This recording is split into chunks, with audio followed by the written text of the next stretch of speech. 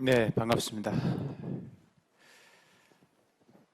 성지순례를 아마 한 팀이 지금 떠나서 조금 인원이 빠진 걸로 알고 있습니다. 우리 목사님도 지금 함께 떠나신 걸로 알고 있습니다.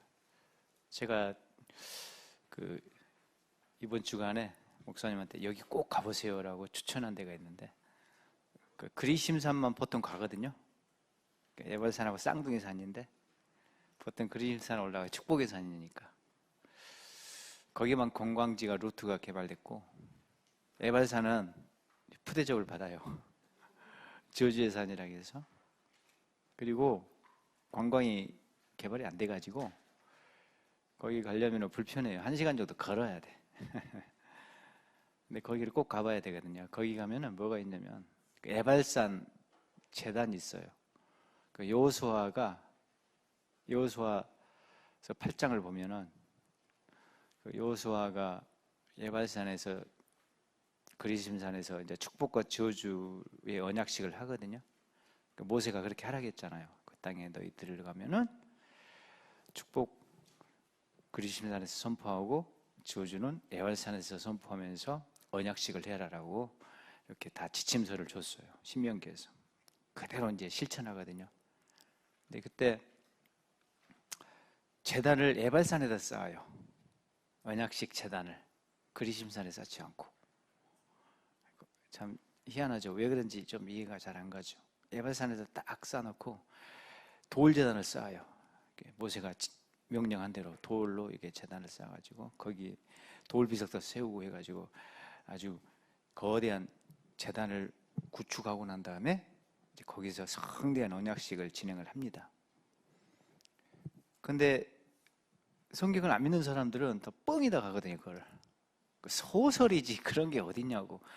그러니까 여호수아서 내용은 전부 신화, 소설, 창작이에요. 역사가 아니에요.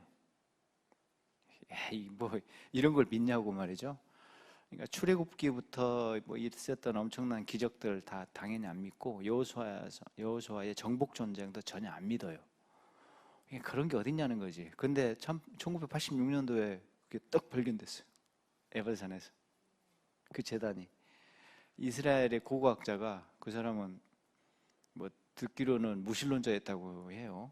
뭐 확인해봐야 되는데 이렇게 에발산에서 보니까는 뭐 돌무더기가 발견됐는데 이게 뭐나 하고 이제 뭐 삽질을 해보고 이제 조사를 해봤거든요. 재단이에요, 재단. 이게 어떻게 재단이 나오지 여기서? 막 이제 뒤져보니까 여호수아서에 나오는 거예요. 연대를 추적해보니까 여호수아 시대 거야. 그래가지고 이제 이스라엘 그 히브리 대학에 학회에 가가지고 세계에서 제일 빵빵한 학자들이 다 모여있잖아요. 다 성경 안 믿는 사람들. 고고학자들, 그런 사람들 다 모였어요. 그래가지고, 짠! 하고 이걸 이제 펼쳐냈거든. 내가 찾아낸 게 여호수아 재단이다. 야, 이게 성경이 진짜더라. 라고 이렇게 이야기를 했거든. 난리가 났어요. 뭐 그런 게 어딨냐고 막. 그러니까 막 학자들이 막 그 자리에서 막 흥분하면서 아수라장이 됐대요. 아수라장이 막 이 말도 안 된다고 말이지. 뭐 여호수아서 이게 소설책이 뭐 진짜냐 이게 말이 안 된다. 그거는 저 재단이 아니다. 그래서 거기서 막 티격태격 난리가 났는데 너무 압도적인 증거, 너무나 분명한 증거가 이게 나타났기 때문에 뭐 그 이 증거 앞에서는 전부 다뭐 반론을 하기가 어려운 그런 상황이었다고 합니다. 그래서 아직도 그거를 나는 재단이라고 안 믿어라고 하는 학자들이 있는데 너무나 명확한 증거. 파보면은 동물 뼈가 소, 양, 염소 이런 뼈들이 막 무더기로 나와요. 재단에서 이제 태웠던 흔적들. 타고 남은 것 뼈 조각들은 이제 안 타고 남거든. 그런 쓰레기로 이렇게 이제 막 정리도 하고 그렇게 하거든. 그런 증거들이 너무 많이 나와요. 그러니까 부인할 수 없는 그런 명백한 증거로 이렇게 재단도 거의 정설이 되었죠. 근데 거기를 올라가 보셔야 되는데 거기가 올라가 버리겠어요. 아마 올라갈 거예요. 근데 걸어서 비포장도로를 한 1시간 정도 등산을 꼬불꼬불 조금 높은 산은 아닙니다. 야트막한 산이니까 천천히 올라가시면 될 것 같아요. 자, 오늘은 이제 좀 갈 길이 바빠요. 좀 이제 진도를 쫙 빼야 되거든요. 그래서 좀 집중해서 저도 빠르게 좀 탁탁 중요한 것만 짚어가면서 제가 이제 가려고 해요. 지난주에 여기까지 했어요, 저희들이.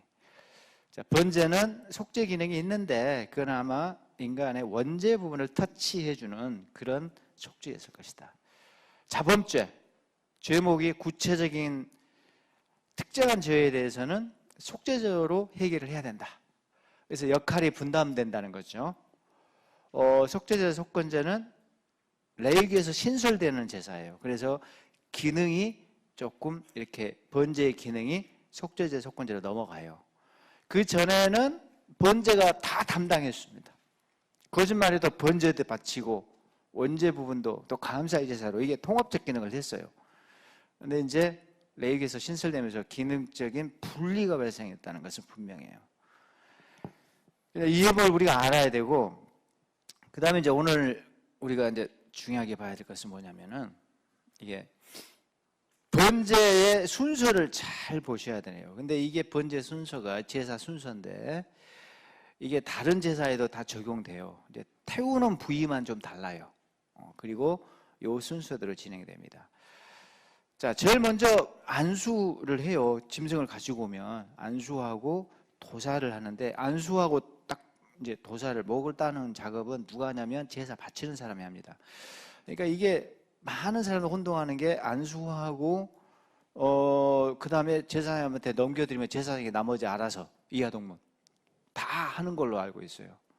제사장이 목 따고 가죽 벗기고 막 각 두고 다 하는 걸로 아는데 그게 아니에요. 성경을 보면 그렇게 안 돼 있어요. 자, 1장을 보면은 주어를 잘 보셔야 돼요. 주어를. 그러니까 누가 이렇게 하는지 나와요. 거기 보면은 도살까지 제사장하고 피가 나잖아요. 그럼 양푼의 피를 받아가지고 그 피를 제사장한테 드립니다. 양푼을. 그러면 제사장이 피를 들고 제단에 올라가서 제사장이 피를 뿌리는 일을 해요. 그리고 이제 각을 떠요. 각을 뜨는데 각 뜨는 목수는 누구냐면 또 헌제자예요. 그 제사장이 아니에요. 그러니까 제사장이 피 뿌리고 밑에서는 제사장가 각을 떼야 돼요. 각을 이렇게.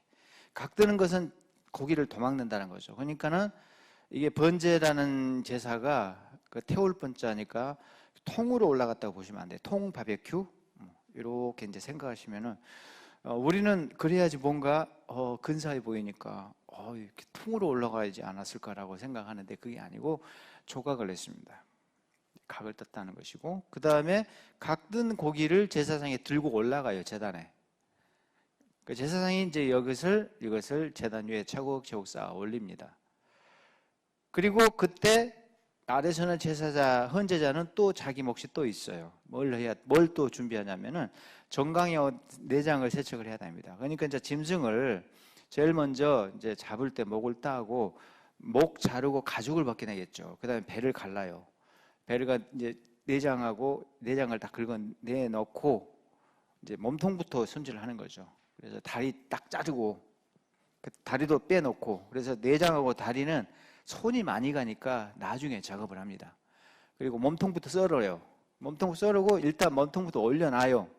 요거는 손이 많이 가니까 별도로 작업을 해야 되거든. 그러니까 제사장이 그 몸통을 차곡차곡 이제 고기를 올리고 그 다음에 헌제자가 그 칼질을 또 계속 해가지고 정강이 있잖아요. 그거 이제 다 다듬어내고 잔틀 제거하고 막 더러운 거 발에 이게 더러운 게 엄청 많이 묻죠.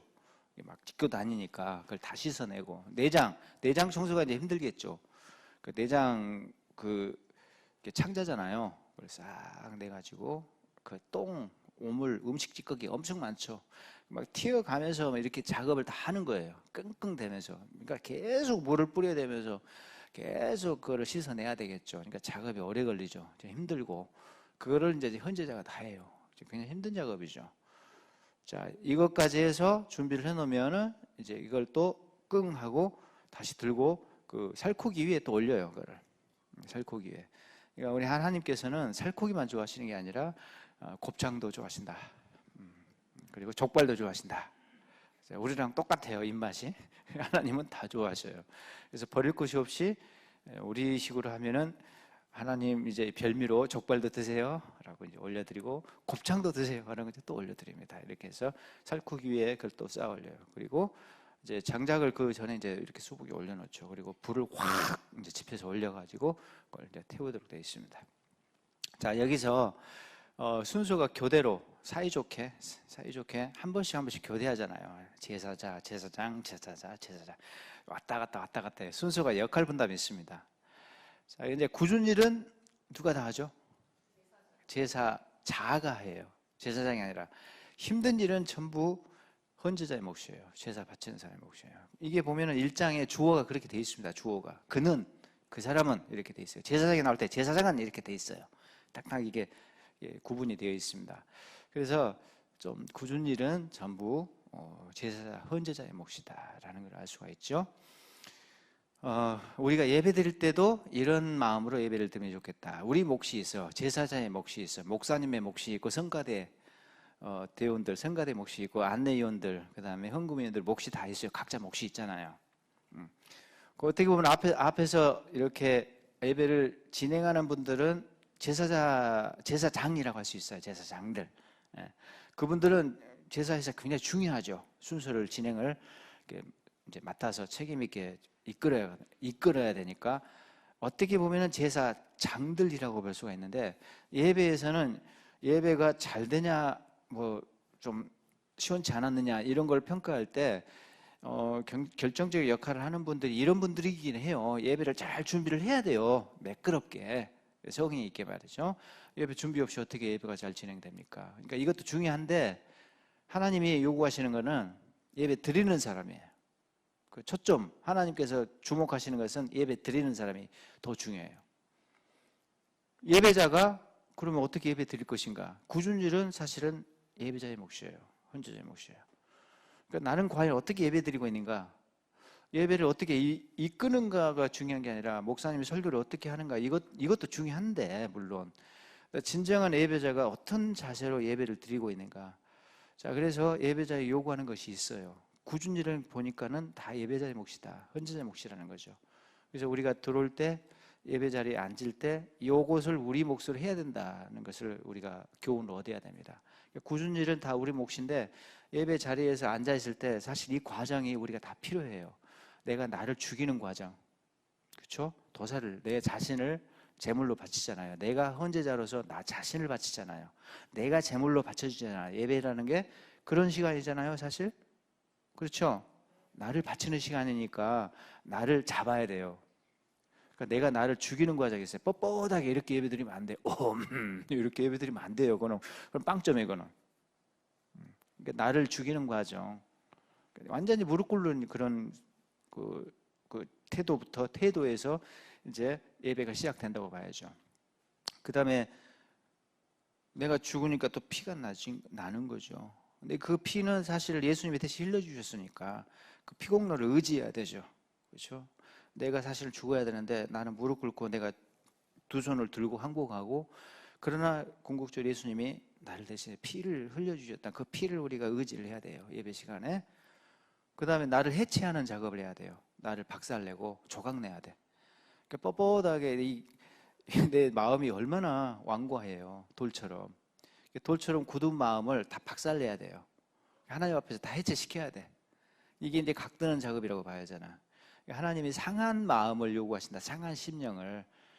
하나님이 요구하시는 상한 제사라. 이렇게 말을 할 때 거기도 상했다는 것은 부패했다 그런 뜻이 아니고 깨뜨렸다는 거예요. 그게 한문으로 보면은 상했다라는 말이 어디가 뭐 손상됐다 이런 뭐 깨졌다 이런 의미라보다 박살났다는 뜻입니다. 브로큰 됐다, 박살났다. 그러니까 상한 제사, 상한 심령을 요구한다는 것은 내 마음을 그렇게 조각을 내라, 깨뜨리라는 거죠. 그러니까 예배 시간에 나를 해체하는 작업, 조각내는 작업이 필요하다. 이거 내 몫이에요. 그걸 해야 되고 그 다음에 정강이인 내장 세척이 제일 힘든 일이잖아요. 요거는 내 더러운 것을 다 씻어내는 작업을 예배 시간에 해야 된다는 거죠. 내가 잘못한 거, 허물 많은 거 하나님 앞에 다 이게 쏟아내는 작업을 예배 시간에 해야죠. 이렇게 뻣뻣하게 이렇게 예배드리고 어떻게 하는가 보자. 뭐 오늘 예배가 몇 점짜리일까? 그 점수판 딱 꺼내가지고 거기서 딱 채점하고 있어요. 예배 시간에. 오늘 목사님 설교 90점이네. 뭐가 왔어? 95점.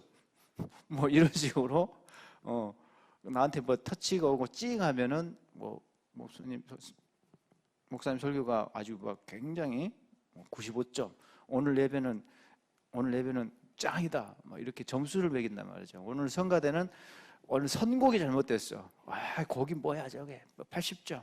조금 삑사리가 났어. 마이너스 5점. 뭐 이런 식으로 다 채점 매고 있어요. 예배를 우리가 평가하고 있단 말이죠. 예배를 심사하고 있어. 예배자로서. 그래서 오늘 예배가 좋은지 나쁘니 이런 걸로 따져요. 그래서 이 교회가 예배가 좋다. 이 교회는 예배 꽝이다. 설교가 어떻다. 예배 시간 와서 그거 하고 있어요. 그게 무조건 나쁘다는 게 아니에요. 잘못됐다는 거 아니에요. 우리는 좋은 예배를 드릴 권리가 있고 좋은 교회를 다닐 그런 권리가 분명히 우리한테 있죠. 좋은 교회를 골라서 다닐 수 있는 그런 자격이 있어요. 그래서 또 목사님들도 좋은 목사가 돼야 되고 좋은 설교를 준비해야 되고. 근데 한 번의 예배를 드리더라도 그 현장에서는 하나님 앞에 예배를 드리는 것이니까 골라서 다닌다 하더라도 그 시간만큼은 요 자세로 예배를 드려야죠. 그래서 사실은 점수판이 2개 있어야 돼. 예, 그거를 평가하는 점수도 나는 무조건 나쁘다라고 할 수는 없다고 보는데 나 자신을 평가하는 점수판을 별도로 준비해서 채점을 한번 해봐야 돼요. 이게 더 중요해요. 근데 하나님은 그걸 원하셔. 그걸 보셔요. 너는 몇 점이냐 이놈아. 그게 더 중요해요. 그래서 이 번제에서 우리가 이걸 배워야 됩니다. 예배자의 자세, 예배자의 태도, 요걸 배워야 됩니다. 그래서 내가 죽고 또 나를 해치하고 나의 더러운 것 다 씻어내, 쏟아내는 하나님 앞에. 그래서 정결한 그런 예배자로 하나님 앞에 바쳐지는 것. 이것이 진정한 예배예요. 번제에서 제사에서 우리가 이런 제사를 이런 예배의 태도를 배웠으면 좋겠다. 이것부터 배우자는 거죠. 오늘 우리가 얻어낼 수 있는 교훈입니다. 이것이. 예배 잘 드릴 거죠? 표정들이 다들 왜 그러세요? 오늘 좀 추우니까 날씨가 다들 얼굴들이 굳어 있어. 자, 예배 잘 드리는 예배 성공자가 되었으면 합니다. 그리고 이제 제단을 보셔야 되는데 이제 제단에서 짐승이 태워지잖아요. 그래서 제단은 번제단이라고 하고 이름이 그렇게 붙어 있어요. 이걸 또 주제단이라고 하고요. 그 본당 예배가 있긴 해요. 이제 방에 들어와서 드리는 떡 제사도 있고 향 제사도 있어요. 그러나 메인 제사는 주 제사는 사실 마당에서 바쳐지는 놋제단에 올라가는 짐승 제사라고 볼 수가 있습니다. 요 제단이 이렇게 생겼어요. 근데 뿔을 주셔야 돼. 뿔을. 요 네 뿔이 있어요. 이게 이제 피를 여기다 바르는 경우가 있어요. 속죄제 할 때는 피를 여기다 발라요. 다른 제사는 피를 여기다 바르거나 그렇지 않아요. 자, 피를 이렇게 뿌린다 이렇게 돼 있거든요. 제단 사방에 뿌린다 이렇게 돼 있는데 제단 사방에 뿌린다니까는 사람들이 착각을 많이 해. 제단 사방에 뿌린다. 그 제단 주변에다가 피를 이렇게 끼얹는 걸로 생각해. 짐승 딱 잡아 양푼 들고 가지고 바닥에다가 흙바닥에다가 뿌리고 큰일 납니다. 그렇게 하면 피를 흙바닥에 뿌리면 안 돼. 그리고 막 폐기물처럼 이렇게 버리고 이렇게 피를 처리하면 안 되고 제단 사방에 뿌리라 했다는 것은 뭐냐면 무슨 뜻이냐면은 제단 사면 벽을 말해요. 이 벽면에 뿌리게 돼 있어요. 피를 이렇게 쫙 이렇게 벽면에 뿌리도록 돼 있어요. 이게 지금 제단에 피를 뿌리는 동작이에요. 어떤 사람은 불판에 뿌리는 게 아니에요? 피를 여기다 훅 부어야 될 것 같아. 그러면 안 됩니다. 왜 안 될까요? 그렇죠. 불 꺼져. 소 한 5마리 잡아봐요. 밖에서로 한 5개 나와요. 5개. 밖에서로 5개 피 여기다 부어봐. 그거 어떻게 돼? 불 꺼져요. 제단 불 꺼지면 어떻게 됩니까? 큰일 납니다. 하나님 뭐라 했죠? 너희들 제단 불은 절대 꺼뜨려 먹지 말아라. 재단불을 꺼뜨리면 안 되거든요. 자, 그래서 피를 여기 불판 위에다가 막 뿌려댔다라는 것은 잘못된 거예요. 사방에 흙바닥이 아니다. 재단 벽면, 사면 벽을 말합니다. 여기다가 쫙쫙 피를 뿌렸다는 것이에요. 뭐가 잘못됐잖아요. 이 그림 보면 얼른 딱 보여. 뭐가 잘못됐어요? 재단을 보셔야 돼. 재단 뭐가 잘못됐어? 여기서요. 뭐가 잘못됐어요? 재물을 봐요. 통바밖에 안 된다겠죠. 이게 지금 통째로 올라가면 안 돼요. 이게 각을 떠야 됩니다. 이게 지금 짐승을 조각을 안 냈다는 거죠. 그러니까 본전은 통바밖에 아니래요. 요거는 아니에요. 이거는 그럴듯한데 아니다. 그 다음에 이제 도사를 하고 이렇게 피를 양푼에다가 이렇게 이제 받아요. 소 같은 경우는 이제 피가 많겠죠. 자, 그리고 각을 이렇게 떼야 된다는 거예요. 이렇게 조각을 해야 돼. 제사장도 나름대로 바빠요. 고기 딱 올려놓고 이렇게 팔짱 껴 있지 않아요. 잘 타나? 그 옆에 새세랑이 있거든요. 출애굽기 이제 성막법을 보면은 제단 옆에 비품들이 몇 개 있어요. 뭐 불똥그릇, 뭐 삽 이런 게 있거든요. 새세랑도 있어요. 삽 같은 거는 재 이제 걷어내길 때, 하고 이제 재를 이제 정기적으로 이제 긁어내야 되거든요. 그런 작업할 때 삽이 필요하고, 새세랑은 왜 필요하냐면 고기를 한 번씩 뒤집어줘요. 하고 고기 구울 때 안 뒤집으세요? 집게로 딱딱 뒤집죠. 골고루 타라고. 마찬가지입니다. 고기가 잘 타야 되니까 새세랑을 한 번씩 이렇게 뒤집어줘서 작업을 나름대로 또 해요. 잘 타도록. 자, 이렇게 이제 바쁘게 분주하게 제사 이게 그 성소가 이렇게 돌아가요. 자, 일단 중요한 것은 오늘 중요한 것은 이 부분이에요. 오늘 이 부분 보셔야 되는데, 그 아까 이제 제사 절차를 우리가 봤잖아요. 제사 절차를 쫙 예배 순서라고 볼 수가 있어요. 그게 그 주보에 나오는 예배 순서 이렇게 보시면 되는데, 그 제사에 있어서 아주 굉장히 중요한 몇 가지 관찰 포인트가 있어요. 요거는 공통적입니다. 모든 제사에서. 첫 번째는 가축에서 골라와야 돼요. 야생 제물은 꽝이에요. 특별하게 하나님이 봐줄 때가 있어요. 비이상한 상황. 아브라함이 이삭 잡으러 갈 때, 바치러 갈 때, 됐다! 합격! 판정 내리시고, 아브라함아, 내가 네 믿음 봤다. 옆에 잠깐 버려? 딱 보니까 뭐가 있었죠? 야생 순양이 한 마리 걸려 있잖아요. 하나님 딱 준비해놨어요. 그런 경우는 하나님이 오케이 했으니까 괜찮아요. 근데 그게 아니고 기본적으로 야생 짐승이에요. 아직 가축이에요. 네가 키운 거 고생해서 어릴 때부터 네가 애주정지 다 이렇게 돌보면서 키웠던 거, 땀 흘렸던 거, 이게 진짜라는 거죠. 이게 가치 있다는 거죠.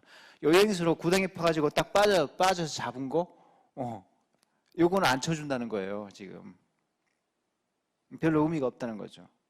여행수로 잡은 건 아니고, 네가 정말 어릴 때부터 새끼 받아가지고 병들면은 막 걱정해주고, 양 먹여가면서 키우고 또 먹이 주고, 그래서 무럭무럭 자라게 하고 말이죠. 성실하게 네가 돌봐서 키운 것이 진짜라는 거죠.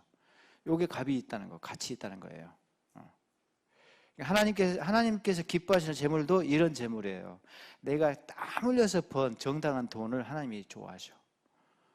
불로서도 대박 쳐가지고 한 방에 어떻게 딱 해보려고 하는 거, 그거 우리는 너무 좋아하죠.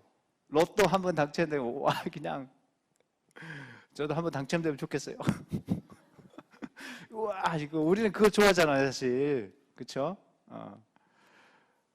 근데 이제 하나님은 사실은 하나님이 또 그런 것도 때로 주시죠. 다 하나님이 주관하시니까 주시는데, 사실은 더 귀하게 보시는 거는 네가 땀 흘려서 끙끙대면서 번 돈, 이걸 좋아하세요.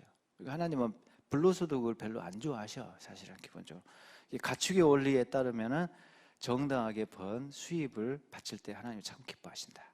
그래서 울며 씨를 뿌리는 자가 기쁨으로 단을 거두리로다. 이게 성경적인 원리예요. 재테크를 하더라도 돈을 좀 굴리고 뭐 자본주의 사회에서 투자하잖아요. 투자를 하더라도 이 가축의 원리를 심장에 딱 품고 투자를 하셔야 돼. 안 그러면 통제를 넘어가 가지고 투기가 되고 돈이 이제 우상이 돼요. 이게 재테크하지 말라는 이야기 아니에요, 지금. 그러니까 미리미리 땅도 좀 봐놓으시고 사놓고 아파트도 뭐 사놔도 괜찮다고 봐요. 충분히 지혜롭게 좀 대비해서 충분히 그럴 수 있는데, 이게 가축의 원리 속에서 이게 작동돼야지. 이게 끈탑을 끊어져 버리면은 탐욕의 종이 돼갖고 하나님보다 돈이 우선이고 아파트가 우선이 된다니까요. 그런 불행이 있으면 안 되겠죠. 그러니까는 과욕을 부리면 안 됩니다. 어떤 장로님은, 제가 아는 장로님은 두 분이나 그런 분이 계세요. 아파트 한 50채 갖고 계셔. 50채는 뭐 준수하더라고요. 아파트를 몇백 채 갖고 있는 사람도 있더라고, 우리나라에. 그러니까 그게 오르면은 몇백억이 한꺼번에 들어와. 몇백억 단위로. 1억씩만 올라봐요. 한 200채, 300채 갖고 있는데 1억씩만 딱 올라가 봐. 200억, 300억이 가만히 200억, 300억이 보는 거죠. 그러니까 다 이제 그런 걸 하려고 해요. 돈이 있으면. 어떤 장로님이 50채 갖고 그렇게 이제 부동산 큰 손이셔요. 그런 분 제가 알고 계셔요. 근데 이제 제가 바라는 것은 뭐냐면, 내가 100채를 살 수 있는 역량이 되고 50채를 살 수 있는 역량이 되더라도 반토막으로 좀 줄였으면 좋겠어요. 능력이 되더라도 반토막으로. 왜? 우리는 같이 더불어 살잖아요. 집 못 가진 사람들 너무 많잖아요. 우리 때문에 막 집값이 막 올라가지고 더 힘들어지거든. 그러니까 좀 절제하고, 하지 말라는 게 아니라 내가 이 정도는 여기까지만 하자. 스스로 딱 제한선을 두고 가축의 원리를 작동시켜서 탐욕의 종이 되지 않도록 나를 절제시키는 것이 중요하다. 아멘. 그거 참 중요하다고 봐요, 저는. 나를 절제시키는 게 중요해요. 이게 가축의 원리라고 봐요, 저는. 그래서 하나님이 네가 키운 거 가지고 와라. 내가 그거 좋아해. 라고 먼저 말씀하십니다. 그 다음에 그 중에서도 골라야 돼요. 그냥 가축 중에서 아무거나 골라가지고 바치는 게 아니라 흠없는 것으로, 살찐 것으로, 참 최상품으로 이왕이면 준비하셔야 됩니다. 대충 이거는 좀 돈 좀 될 것 같으니까 빼놔야 돼. 이게 지금 내가 어떻게 키운 건데? 이게 빼놔야. 이게 이제 우리들 모습이요. 이걸 빼놔. 이렇게 빼놓고 그냥 이 정도면 됐네. 그걸 이제 가지고 와요. 하나님 다 아시잖아요. 최고의 것을 바쳐라. 정말 최고 값이 나가는 것, 네가 아끼는 것 바쳐라. 이렇게 지금 하나님이 요구하십니다. 그러니까 평소에 이렇게 봐놓죠. 이 놈은 괜찮네. 저 놈은 좀 달라. 먹동은 100마리를 키워도 어느 녀석이 괜찮은 녀석인지 물건값 하는지 다 알아요. 평상시에 키우면서 다 알아요. 아끼죠. 근데 하나님 앞에 제물을 바칠 때 아깝다 하지 말고 그거 골라가지고 이제 최상품으로 바쳐라 라는 것이죠. 그 다음에 이제 수컷이 우선됩니다. 우리 여성분들은, 집사님들, 여자 집사님들은 불편하죠. 갑자기 왜 수컷이지? 기분 나빠. 표정들이 좀 불편해요. 다들 여기서 갑자기 하나님이 성차별하신단 말이죠. 왜 수컷을 좋아하시냐 이 말이야. 근데 시장 가면은 암컷이 월등히 비싸요. 이때도 그랬어요. 훨씬 비쌀 수밖에 없는 게 왜 그러죠? 새끼를 계속 낳잖아요. 암컷 잡아먹는 사람, 밀어넣은 사람들이에요. 그 돈이 얼마인데, 앞으로 지금 몇 년 키우면 새끼가 여기서 얼마나 나오는데. 그러니까는 비싸요, 암컷이 안 잡아먹어요. 수컷들을 잡아먹어. 수컷들 잡아먹어. 암컷은 안 잡아먹어. 예. 이게 지금 암컷은 돈이 되니까 비싸요. 그만큼. 그 다음에 고기도 훨씬 맛있고 우유를 짜잖아요. 고기도 암컷이 훨씬 맛있어요. 암소가 맛있지 수소는 떨어집니다. 그쵸? 암소가 이거잖아요. 그러니까 고기도 아주 양질이고 모든 점에서 훨씬 월등히 비쌉니다. 이게. 근데 하나님이 그 비싼 거를 바치려고 하지 않고 그냥 수컷이면 돼라고 하셨거든요. 왜 그랬을까? 그 이유가 속죄제를 보면 나와요. 속죄제에 보면은 그 계급화돼 있어. 이거 계급 때문에 그래. 수컷이 짱이거든. 대장 노릇하거든. 힘이 세니까 이놈이. 수컷이 힘이 세니까 대장 나니까 그게 그 논리가 제사에는 그 논리, 시장 논리가 시장 가치가 적용되지 않고 계급적 제의적 가치라고 할 수 있는 어떤 힘의 논리 이런 게 적용돼 가지고 대장 노릇 한 녀석을 바쳐라. 수컷이 대장 노릇 하니까 그거 바치라 하는 거죠. 그러니까 이것도 사실은 더 가치 있는 걸 바쳐라. 더 나은 거 하나님 앞에 더 나아 보이는 걸 바쳐라는 거예요. 시장 가치가 적용되지 않아요. 수컷을 더 다른 이유로 더 우선시했어요. 다른 이유로. 근데 이 수컷은 형식이에요. 형식. 형식을 통해서 이 형식을 통해서 하나님이 뭘 말하고자 하는가 그걸 보셔야 돼요. 수컷 자체에 집착하면 안 돼요. 그러니까 수컷이 더 우월을 하네. 여성들은 그럼 열등하네. 이렇게 가버리면 진짜 곤란하죠, 이제. 이게 정말 답이 없어요, 이거는. 답이 없는 거죠. 근데 그게 아니고, 여기서 수컷이 말해주고자 하는 것은 더 나은 것. 그게 본질, 정신이에요. 그래서 수컷이라는 포장은 뜯어버리고, 수컷을 통해서 하나님 뭘 요구하셨지? 수컷은 손가락에 불과해요. 손가락을 통해서 뭘 바라보라는 거지? 정신. 손가락에 가르게 달을 봐야지. 이거 가지고 손가락에 기네, 짬네, 뭐 손톱을 안 깎았네. 나 손톱 깎고 왔습니다. 요거 따지면은 이거 진짜 대책 없어요. 그러니까 수컷은 이런 용도에 불과하니까 이것이 가리키는 교훈이 뭐냐? 그러니까 하나님께서 수컷을 통해서 바라시는 게 뭐냐? 더 나은 것 바쳐. 하나님이 기뻐하신 것 바쳐라는 거죠. 요거를 우리가 얻어야 됩니다. 그 다음에 이제 피는 제단에 뿌려야 된다. 아까 이제 말씀드렸죠. 피를 함부로 취급하는 것이 아니다. 제단에 뿌려야 되는데 불판은 아니고 제단 벽면에 뿌리는데 이게 제단에 바치는 거예요. 왜? 피는 생명이다. 이렇게 말씀하셨어요. 피는 생명인데 생명은 누가 주느냐? 하나님이 주신다는 거예요. 피의 주인은 하나님이다. 그러니까 피의 주인 되신 하나님 앞에 피를 돌려드리는 것은 마땅하다. 그래서 제단에 딱 정확하게 제단에 하나님께 돌려드려야 됩니다. 그런 의미를 갖고 있어요. 그러니까 피를 뿌리는 제단에 뿌리는 의례는 기본적으로 피의 주인 되신 하나님 앞에 피를 돌려드리는 생명을 돌려드리는 그런 기본적인 의미가 있어요. 그에 이제 플러스해서 속죄 효과나 이런 게 있죠. 근데 기본은 피의 주인 되신 그분께 돌려드리는 의미가 기본이에요, 사실은. 이제 안수하죠. 안수는 이제 첫 번째 동작이죠, 안수가. 안수할 때 안수를 통해서 어떤 일이 발생되냐면은 짐승과 내가 바로 그 순간 연결돼 버려요. 딱 이렇게 머리에 얹으면은 짐승과 내가 붙어버려요, 이제. 그러면 짐승과 내가 이제 떨어질 수 없는 관계가 되는 거죠, 그 순간부터. 그 안수가 그런 의미를 갖고 있어요. 그래서 그 짐승이 곧 내가 돼요. 그 짐승이 나를 대신하게 돼요. 안수한 순간부터 이렇게 딱 붙어 있어요. 그러니까 짐승이 태워질 때 내가 태워지는 거예요. 짐승이 죽을 때 내가 죽는 거고. 안수가 이런 의미를 갖고 있어요. 근데 죄 문제가 결부되어 있으면은 내 죄도 이제 자동적으로 안수를 통해서 넘어가는 거죠. 죄의 정가라고 하죠, 이거를. 그렇죠. 죄의 정가 기능이 죄 문제 때문에 바칠 때는 죄 정가가 발생되죠. 이놈이 내 죄를 덤태기를 대신 쓰고 이놈이 내 죄를 대신 지고 이놈이 죄값을 대신 치르는 거죠. 그래서 죽어요. 그 죄가 이제 넘어가는 거죠. 근데 기본은 뭐냐? 안수의 동작의 기본적인 효과, 안수의 기본적 효과는 동일시예요. 이놈이 곧 나의 역할을 하는 거죠. 그래서 안수 그러면 연결 작업이다. 이렇게 이제 보시면 돼요. 연결 작업이다. 그 다음에 짐승이 등급이 있다는 거죠. 이 등급은 번제는 소부터 시작하잖아요. 큰 소부터. 그 다음에 사이즈가 점점 작아져요. 비둘기까지 와요. 속죄제 바칠 때도 제사장들은요, 소 바쳐야 돼요. 작은 짐승 바치면 안 돼요. 영급이 높으니까 똑같은 죄를 짓더라도 이게 달라요, 이 사람들이. 급이 높은 사람들이 똑같은 죄를 저질러도 이게 사회적 신분이 높은 사람, 또 영적인 지도자들은 이게 죄가 의미가 달라요. 그래서 작은 짐승은 안 돼요. 그래서 하나님이 너 인조속, 너는 소 바쳐야 돼. 소를 바쳐요. 평민들은 이제 양, 염소를 이제 줄어요. 가난하면 비둘기로 하고. 이게 차등화되어 있어요, 짐승이 이렇게.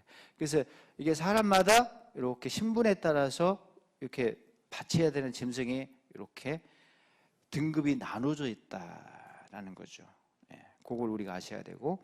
그 다음에 이제 짐승을 바칠 때 이제 지난주에 우리가 번제를 봤는데 번제는 다 태웠잖아요. 남김없이. 싹 전부 가죽만 빼고 하나님께 다 태웠는데 나머지 번제 말고 나머지 제사는 다 태우지를 않아요. 공통적으로 어디만 태우냐면은 내장 기름 있죠. 그 덩어리예요, 덩어리.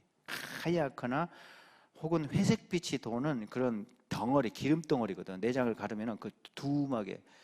우리 뭐 이근방에도 이렇게 그러실 만한 분들이 있어요. 배가 이렇게 좀 이렇게 나오신 분들 보면 그 짐승으로 치면은 내장 기름이 두툼하신 분들입니다.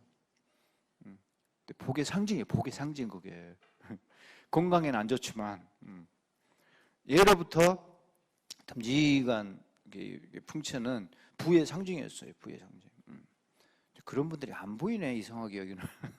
자, 근데 어쨌든 그 내장 기름이 복부에 두툼하게 있는데 그거 썰어서 이제 하나님께 바치고 그 다음에 콩팥이 따라와요. 콩팥 두 쪽. 그거하고 간 일부만 바치게 돼 있어요.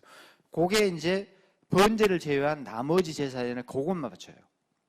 화목제도 그것만 바치고 속죄제, 속건제도 그것만 바칩니다. 그것만 태우고 살코기는 하나도 안 태워요. 그러면 살코기를 어떻게 처분하지? 어떻게 처리하는 거지? 요 문제가 남죠. 그게 제사마다 달라요. 제사마다 다 다르다. 그래서 번제는 그 살코기도 다 태워버리는데 화목제는 그것만 태우고 사람이 다 나눠 먹네? 다 이제 썰어가지고 이렇게 파티를 벌입니다. 사람이 먹게 돼 있어요, 이거는. 그거 희한하죠. 근데 속죄제, 속건제 또 달라요. 이거는 사람이 일반 사람들이 못 먹고 평민들이 전혀 이게 입에 댈 수가 없습니다. 제사장들이 그걸 또 먹어요. 제사장들만 먹게 돼 있어요. 근데 또 제사장도 하나님이 먹으라는 고기가 있고 먹지 말라는 고기가 있어요. 어떤 것은 먹으라는 것이 있고 이거는 너희들 먹어도 돼. 야, 이건 안 돼.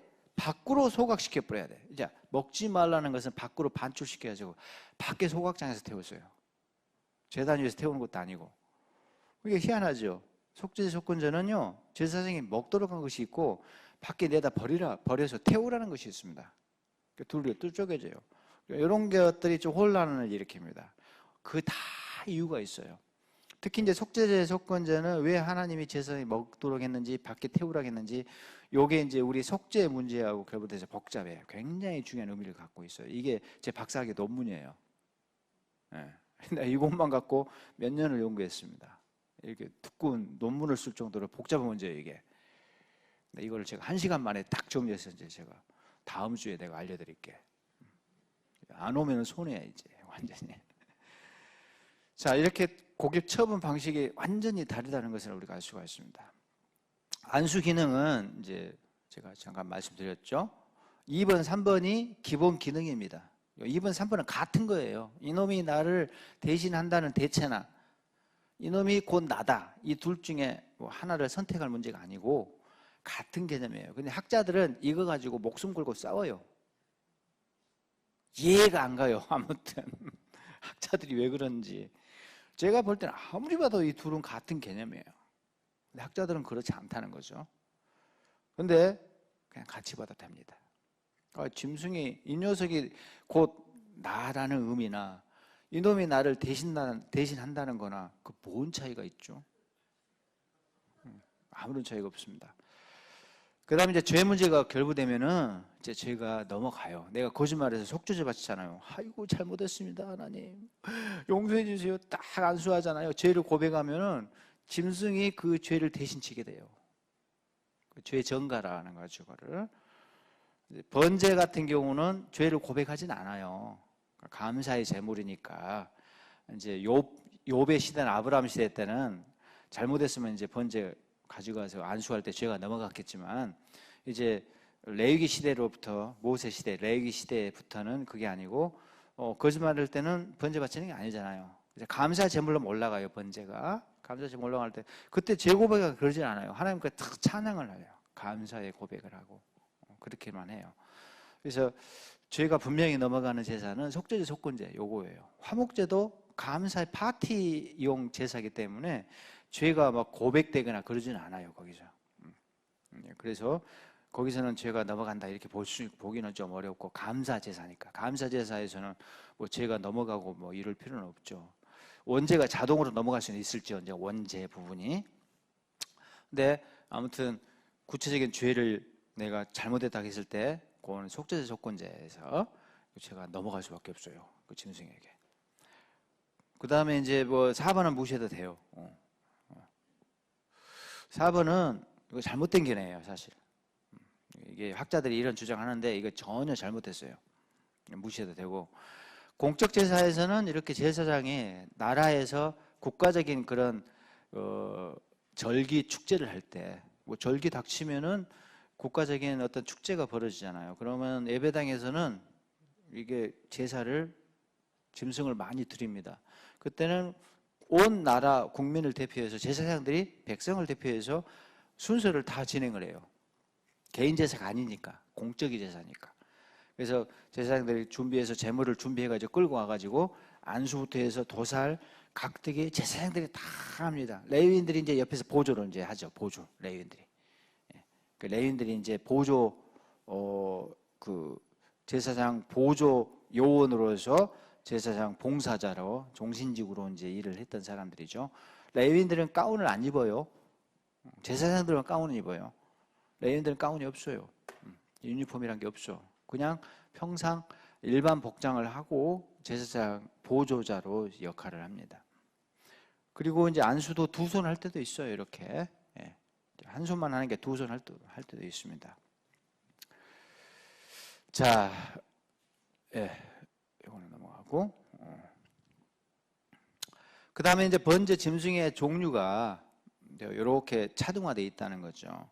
신분, 경제적 능력, 재력 이런 게 변수입니다. 그러니까 재력이 빵빵하고 잘 여유 있게 사는 사람들은 쉽게 말하면 돈이 많은 분들은 소 바치는 게 맞죠. 소로 가야 돼, 소. 재력이 그만큼 되는데 양염소 바친다. 이거는 조금 뭔가 부적절합니다. 이거는 적절하지 않아. 그리고 이제 중산층 정도 되면은 순양, 순염소. 형편에 따라서 영양이 그만큼 안 되니까 하나님이 억지로 그 형편이 안 되는 사람한테 야, 소 정도 돼야지 양념소가 되겠어. 이렇게 막 강요하고 압박을 주고 이렇게 하진 않아요. 우리 하나님이. 자기네 수준에 맞게끔 바치면 됩니다. 그러면 100점이에요. 그 이상을 지나치게 요구하지 않아요. 하나님이. 근데 우리의 문제는 그게 아니고 줄이니까 문제예요. 사실은. 소 정도 영양이 된 사람이 소를 바치지 않고 양염소로 줄여요. 이게 이제 우리들의 문제예요. 사실은. 하나님은 그 이상을 요구하지 않는다니까요. 양염소밖에 영양이 안 된 사람한테 야, 소 정도 돼야지 양염소가 되겠어? 이렇게 요구하진 않아요. 사실은 우리 하나님이. 비둘기 겨우 연명하다시피 그래서 사는 사람들에게 비둘기 정도밖에 안 되는데 바닥에 떨어진 사람한테 아무리 형편이 어려워도 양념소 바쳐야지 이렇게 윽박지르지는 않아요. 우리 하나님이.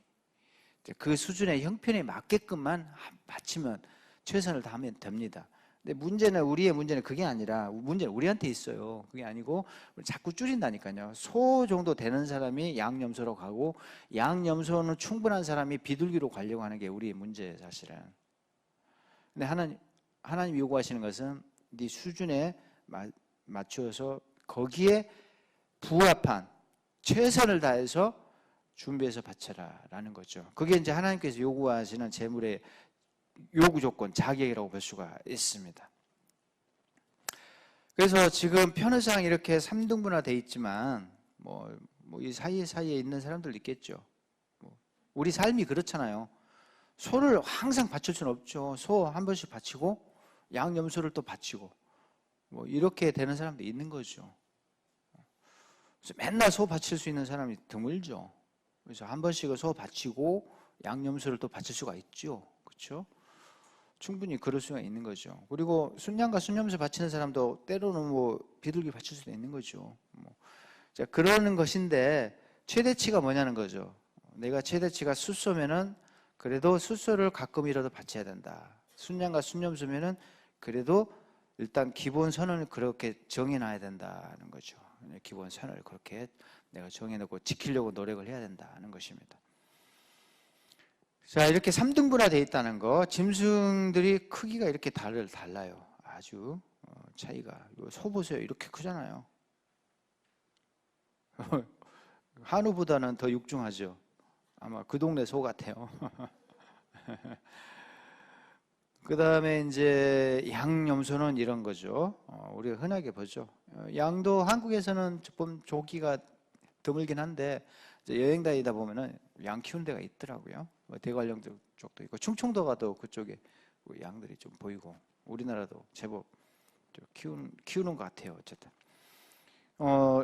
염소는 이제 흔하게 많이 있고 뭐 사이즈가 이 정도 되고 그 다음에 이제 비둘기 이건 산비둘기죠. 집비둘기도 있어요.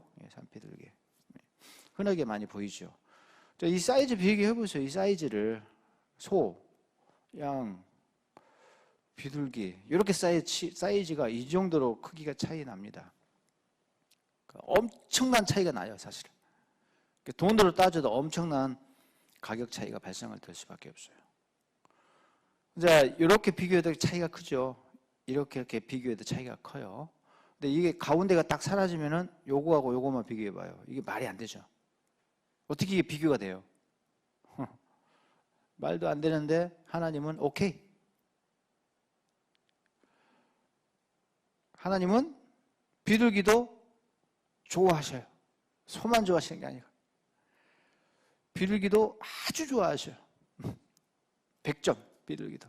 소만 100점이 아니고 양, 염소도 100점이고 비둘기도 딱 100점 주셔요. A 플러스 딱 주셔요. 이게 이제 우리 하나님이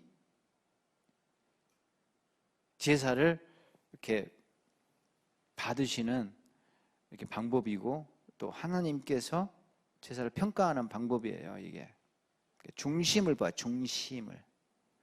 중심을 보고 평가하시지 그 동물 자체를 보고 점수를 가르지는 않아요.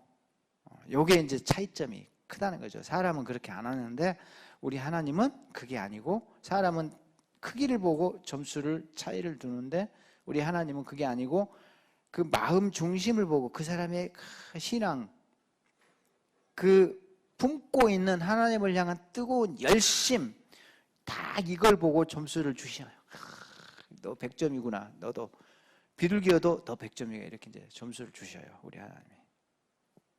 자, 비둘기를 드리는 방법이 근데 또 재밌어요. 자, 지금은 4발 달린 짐승에 대한 제사를 다 배웠어요, 지금. 아까 짐승 드리는 제사 절차부터 해서 그 다음에 제사의 원리 뭐 이런 거를 배웠는데 비둘기는 예외적인 거예요. 이게 4발 달린 짐승이 아니기 때문에 여러 가지로 달랐어요. 특별 규정이에요. 이건 봐준 제사예요. 가난하니까 하나님이 표준으로 딱 4발 짐승을 마련해 놓으시고 이게 안 되니까 가난한 사람들한테는 야 니네는 이거 필요 없고 요 특별 규정으로 내가 좀 봐줄게 라고 이제 하나님이 별도로 만드신 거예요. 그래서 이거 여러 가지로 달랐어요. 일단 크기가 너무 작잖아요. 주먹만 해요. 이거는 소하고 비교할 수가 없죠. 양, 염소하고도 비교가 안 되고 일단 크기가 작고 그 다음에 이거는 암수 구분이 없어요. 암컷도 좋고 수컷도 좋아요. 구분하지 말라고 그랬어요. 뭐 이유가 있겠죠. 그게 병아리 감별사도 아니고 우리가 이게 딱 가지고 와서 병아리 감별사들은 딱 보면 알지만 우리 같은 사람은 감별하기 어려워요. 수컷 받치라고 했는데 잘못해가지고 암컷 받쳐버릴 수도 있고 뭐 그런 실수가 발생할 수도 있죠. 그리고 또 한 가지는 가난하니까 따지지 말고 그러니까 있는 거 그냥 가지고 와라 그런 의미가 있어요. 굳이 그런 걸 따지지 마라. 형편이 그러니까. 근데 그게 더 커요 사실은. 네 형편에 그걸 따질 수가 있냐 지금 아무거나 가지고 와. 가지고 있는 거는 네가 갖고 있는 것 중에서 그냥 편하게 가지고 와라 이런 의미가 담겨 있습니다 분명히. 자, 그러니까 여러 가지로 암수 구분을 안 한다는 것도 그렇고 짐승이 작다는 것도 그렇고 새라는 것도 특징이고 4발 달린 짐승이 아니라는 거죠. 그 잡는 방법도 달라요. 이게 1장 14절 한번 봐요.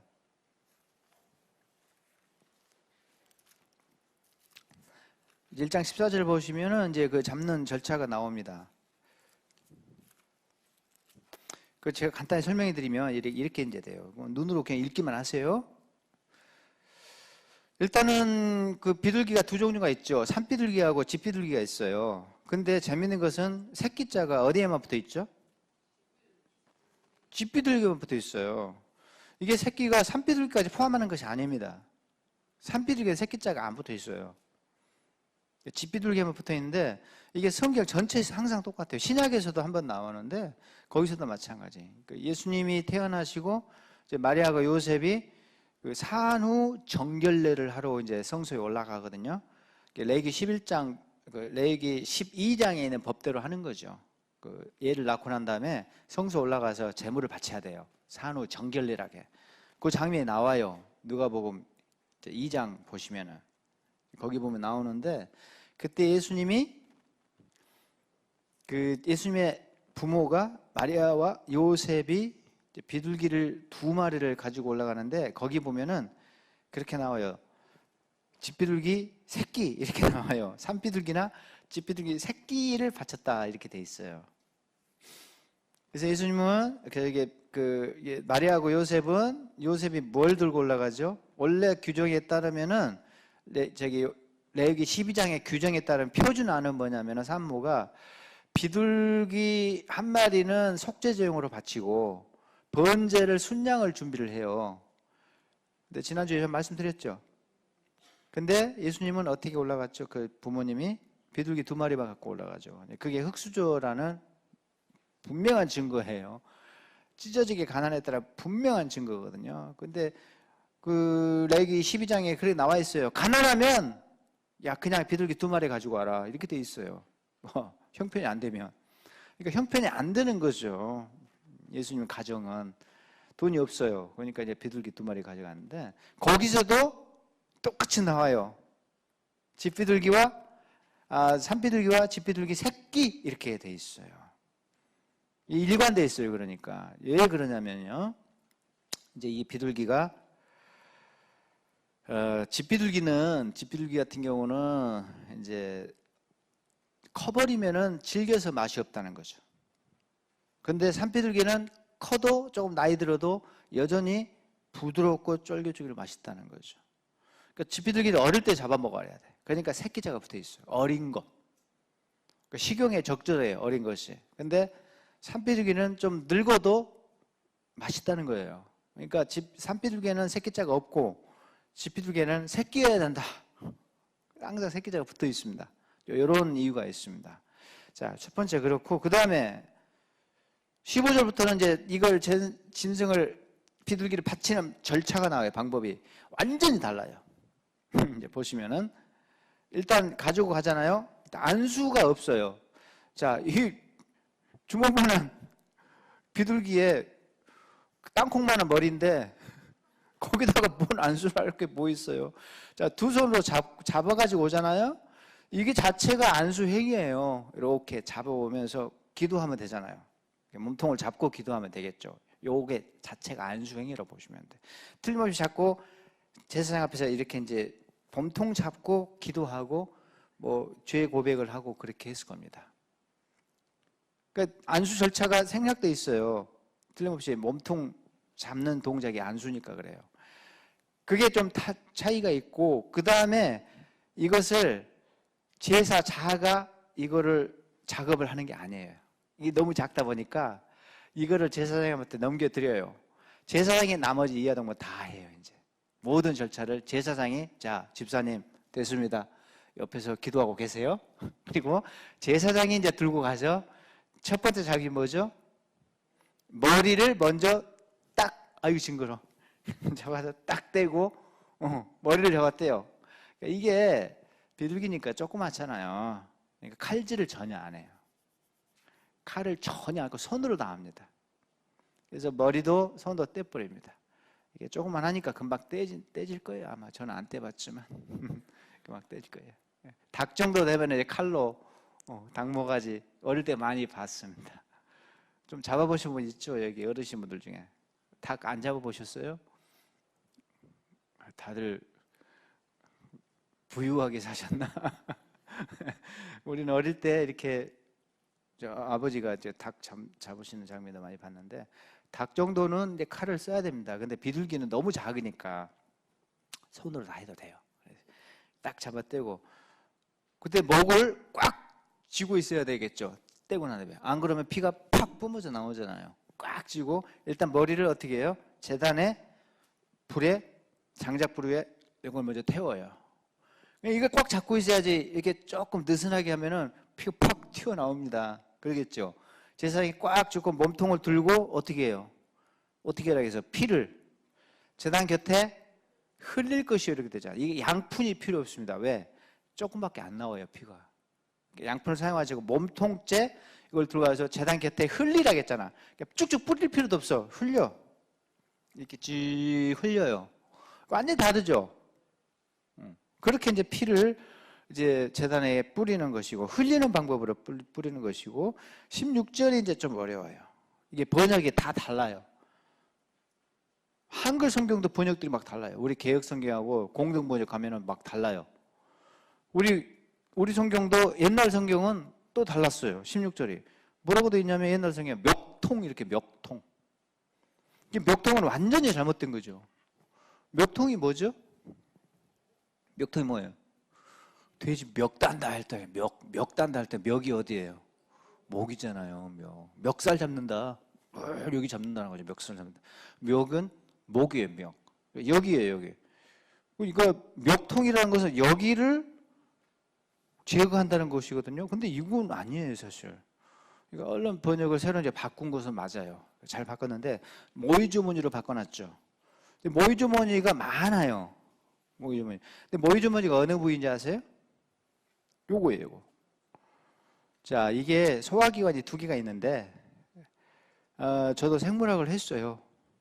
생물학 전공자입니다, 대학 때. 조금 알아. 그래서. 근데, 수의학이나 혹은 이제 의학 전공자처럼 자세히는 해석을 안 했죠. 대충은 했지. 그래서 기본은 아는데, 요게 지금 모이주머니인데, 1차적으로 모이주머니 소화를 해요. 소화 안 된 딱딱한 것들, 딱딱한 거 있잖아요. 막 아무거나 막 주워 먹잖아요. 이게 비둘기나 닭도 그래. 이거 소화가 뼈 쪽각이나 계란 껍질 이런 거 있죠. 이런 곳은 소화가 안 되고 요리 넘어가요. 그러면 여기서 모래주머니가 또 있어요. 모이주머니가 따로 있고 모래주머니가 따로 있습니다. 모래주머니는 모래가 가득 차가지고 그걸 분쇄해요. 소화가 안 된 거를 막 갈아서 분쇄를 해가지고 소화를 시켜요. 그게 똥집이라고 하죠. 똥집 아시죠? 똥집이 모래주머니란 말이에요. 이거 똥집. 그러니까 모이주머니하고 모래주머니 따로따로 소화기관 두 개 있는데 요것만 받쳤다는 거지. 번역서에 따르면 이걸 받쳤다는 거예요. 요거를. 근데 나머지 창자는 그럼 어떻게 해요? 내장 지저분한데 이것만 제거하고 그 다음에 더러운 것 모이주머니야 그 더러운 것이 또 뭐지? 더러운 것이 너무 추상적이잖아요. 뭐지? 그래서 어떤 사람은 모이주머니와 그 안에 있는 모이주머니 안에 음식 찌꺼기 그게 더러운 것이다. 그러니까 모이주머니와 그 안에 음식 찌꺼기 이렇게 이제 말하는 것이다라고 주장하는 사람이 있는데 나머지 내장은 그걸 어떻게 처리해요? 왜 또 이것만 제거를 해야 되지? 좀 그래서 학자들이 이거 아닌 것 같다라고 하면서 막 이제 연구를 다시 많이 해봤는데 아주 어려워요. 정답이 이거다라고 하기 어려워. 아무튼. 그래서 번역마다 다 달라요. 영어 성경 보면 막 다 달라요. 랍비들도 생각이 달라요. 랍비들은 유대인이잖아요. 전통을 잘 알고. 한국 사람이 조선시대 연구하면 조선시대 잘 알잖아요. 조선시대 학자들, 조선학 연구자들. 한국 사람이 이 한국 땅에 사니까 우리 문화를 알고 하니까는. 근데 유대인들도 요 부분을 몰라요. 유대인들도 랍비들이 의견이 갈려요. 근데 이제 제가 이제 연구를 해보니까 그래도 가장 무난한 것은 이제 거기 옆에다 써놔요. 성경책에다가. 여러분. 모이주머니는 뭐냐면 난 여기에 동의를 해요. 이게 항문 부위, 항문 부위를 가리켜. 항문 부위. 요걸 가리켜. 항문 부위. 요 부분을 가리켜요. 자, 요 부분을 왜 이 부분이 중요한가? 이 부분을 손으로 딱 잡아떼잖아요. 그러면 구멍이 생겨요. 그럼 손가락을 집어내가지고 쫙 훑어냈다는 거죠. 쫙 훑어냈다는 거예요. 항문 부위와 그 다음에 플러스 딸려오는 내장이 거기 다 포함돼요. 그러니까 내장이 훑어내면 딸려와요. 그래서 안에 내장을 싹 제거했다는 거죠. 그래서 첫 번째는 모이주머니가 아니라 항문 부위. 거기에는 내장이 딸려온다는 의미가 있고 기술적으로 그걸 할 수 있는가 봐요. 그 다음에 두 번째 더러운 것은 뭐냐? 이것도 어려운 단어예요. 이게 히브리어가 한 번밖에 사용되지 않아. 이 둘 다. 그러니까 뭔지는 몰라. 한 번밖에 사용 안 되면 어떻게 알아? 구약성경 전체에서 딱 한 번 나오는 단어란 말이죠. 그러니까 이게 뭔지를 유대인들도 몰라요. 이 히브리어를 통째로 다 머릿속에 암송하고 있거든요. 랍비들은. 창세기부터 말라기까지를 전부. 근데도 이제 모르는 거죠. 몰라. 그러면 이제 그래도 그럴듯한 학설은 저는 이거라고 보는데, 더러운 것은 뭐냐면 꽁지 깃털, 여기에요. 이거. 왜 꽁지 깃털을 뽑아내야 되는가? 다른 깃털은 안 뽑아요. 전혀. 근데 이건 왜 뽑아내야 되는가? 여기에 똥, 오줌 막 다 오물이 다 묻어 있어요. 냄새 나고 더러워. 이거를 뽑아내야 돼. 그래서 이 부분을 싹 정리하는 거죠. 정리하면서 내장을 훑어내요. 그래서 비둘기가 더러운 것이 싹 제거가 되는 거죠. 이거는 이제 이 오물 버리는 장소 제단 옆에 있어요. 제단 옆에. 거기다가 딱 버리고 제단 옆에다가 오물 재 쌓아두는 곳이 있습니다. 오물도 버리고 거기다 버려버립니다. 그 내장 왜 이게 씻어가지고 왜 안 태우지? 아니 이게 실처럼 가느다란 건데 이걸 어떻게 씻어요, 여러분? 이건 요것까지 드리는 거는 좀 과하죠. 그래서 하나님이 이렇게 버려라 이렇게 이제 하셨어요. 그래서 싹 재가지고 오물 취급을 해버립니다. 자, 그리고 이제 좀 청소됐죠. 깃털을 안 뽑아요. 자, 그리고 칼 안 써요. 칼 안 쓰고, 그 다음에 17절 보면 동작이 하나 더 남았죠. 그게 뭐죠? 몸을 찢으라겠어요. 날개를 쫙 찢어라. 그러니까 날개를 두 개를 잡고 쫙 찢어야 돼. 자, 동작 같이 해봅시다. 한번 우리가 그 현장에 있다고 생각하고. 자, 비둘기 날개 잡았어요. 자, 찢어요. 쭉! 너무 힘 주셨어. 찢겼잖아. 아주 찢지 말고. 아주 찢지 말고라고 돼 있잖아요. 그게 뭐냐? 떨어져 나가도록 힘주지 마라는 거예요. 이게 이제 끊어져 버리면 곤란해. 그러니까 적당하게 힘줘서 쭉 한번 벌려라는 거죠. 근데 하나님이 왜 날개쭉지를 한번 쭉 벌리라고 하셨을까? 그대로 태우지 않고 이걸 한번 두 날개 잡아서 쫙 벌리라고 하셨을까? 찢어지면 안 되고. 두 가지 이유를 생각해 볼 수가 있어요. 첫 번째는 뭘까요? 상식을 동원하시면 돼. 첫 번째, 잘 타도록 하기 위한 거죠. 이게 날개가 접혀 있으면 공기가 안 들어가잖아요. 이게 잘 안 타요, 이게. 그렇죠? 그 안에 공기가 안 들어가면 몸통이 있는 쪽이 잘 안 타겠죠. 날개를 척 펼치면 확 타겠죠. 불 좀 안 지펴 보셨어요? 장작 같은 거 안 태워 보셨어요? 이렇게 벌려줘야지 잘 타잖아요. 그렇죠? 일단은 아마 그 소각이 잘 되도록 하기 위한 이유가 있어요. 그다음에 아까 또 하나 또 있어요. 아까 다 대답하셨어요. 뭐죠? 커 보이게 하는 목적이 있어요, 분명히. 주목만 하잖아. 가지고 온 사람이 얼마나 속상해. 죄송하기도 하고 하나님 앞에. 이것밖에 못 가져갔으니까. 이게 마음이 안 좋은 거예요, 이분이. 근데 제사장이 이걸 딱 잡고 쫙 펼치면 이따만 커 보이거든요. 조금이라도 마음을 위로하는 거죠. 달래주고. 이렇게 커 보이니까. 그런 의도가 있어요, 분명히. 랍비들이 그렇게 해석했는데, 야, 이건 맞다. 야, 이건 진짜 동의할 수 있겠다라는 생각이 들었습니다. 자, 그런 의도로 날개를 폈다. 이렇게 보시면 되고, 그걸 이제 하나님께 바쳤다는 거죠. 그걸 이제 하나님께 바치니까 하나님이 17절 제일 마지막 구절에서 뭐라고 돼 있죠? 이는 화제라. 거기서부터 같이 읽어요. 시작. 이게 무슨 말이냐? 이게 지금 100점이라는 뜻이에요. 100점. 하나님이 이야 좋다. 이 비둘기가 네가 가져온 비둘기가 이렇게 맛있구나 하면서 100점 주셨다는 거죠. A+ 점수를 이렇게 주셨어요. 비둘기 제사락에서 폄하되거나 좀 열등시되거나 전혀 그렇지 않았습니다. 100점 주셨어요. 최고 점수요. 모든 짐승들의 제사 효과는 동일했다. 방금 읽었던 이 구절, 이는 화제라 여호와께 향기로운 냄새니라.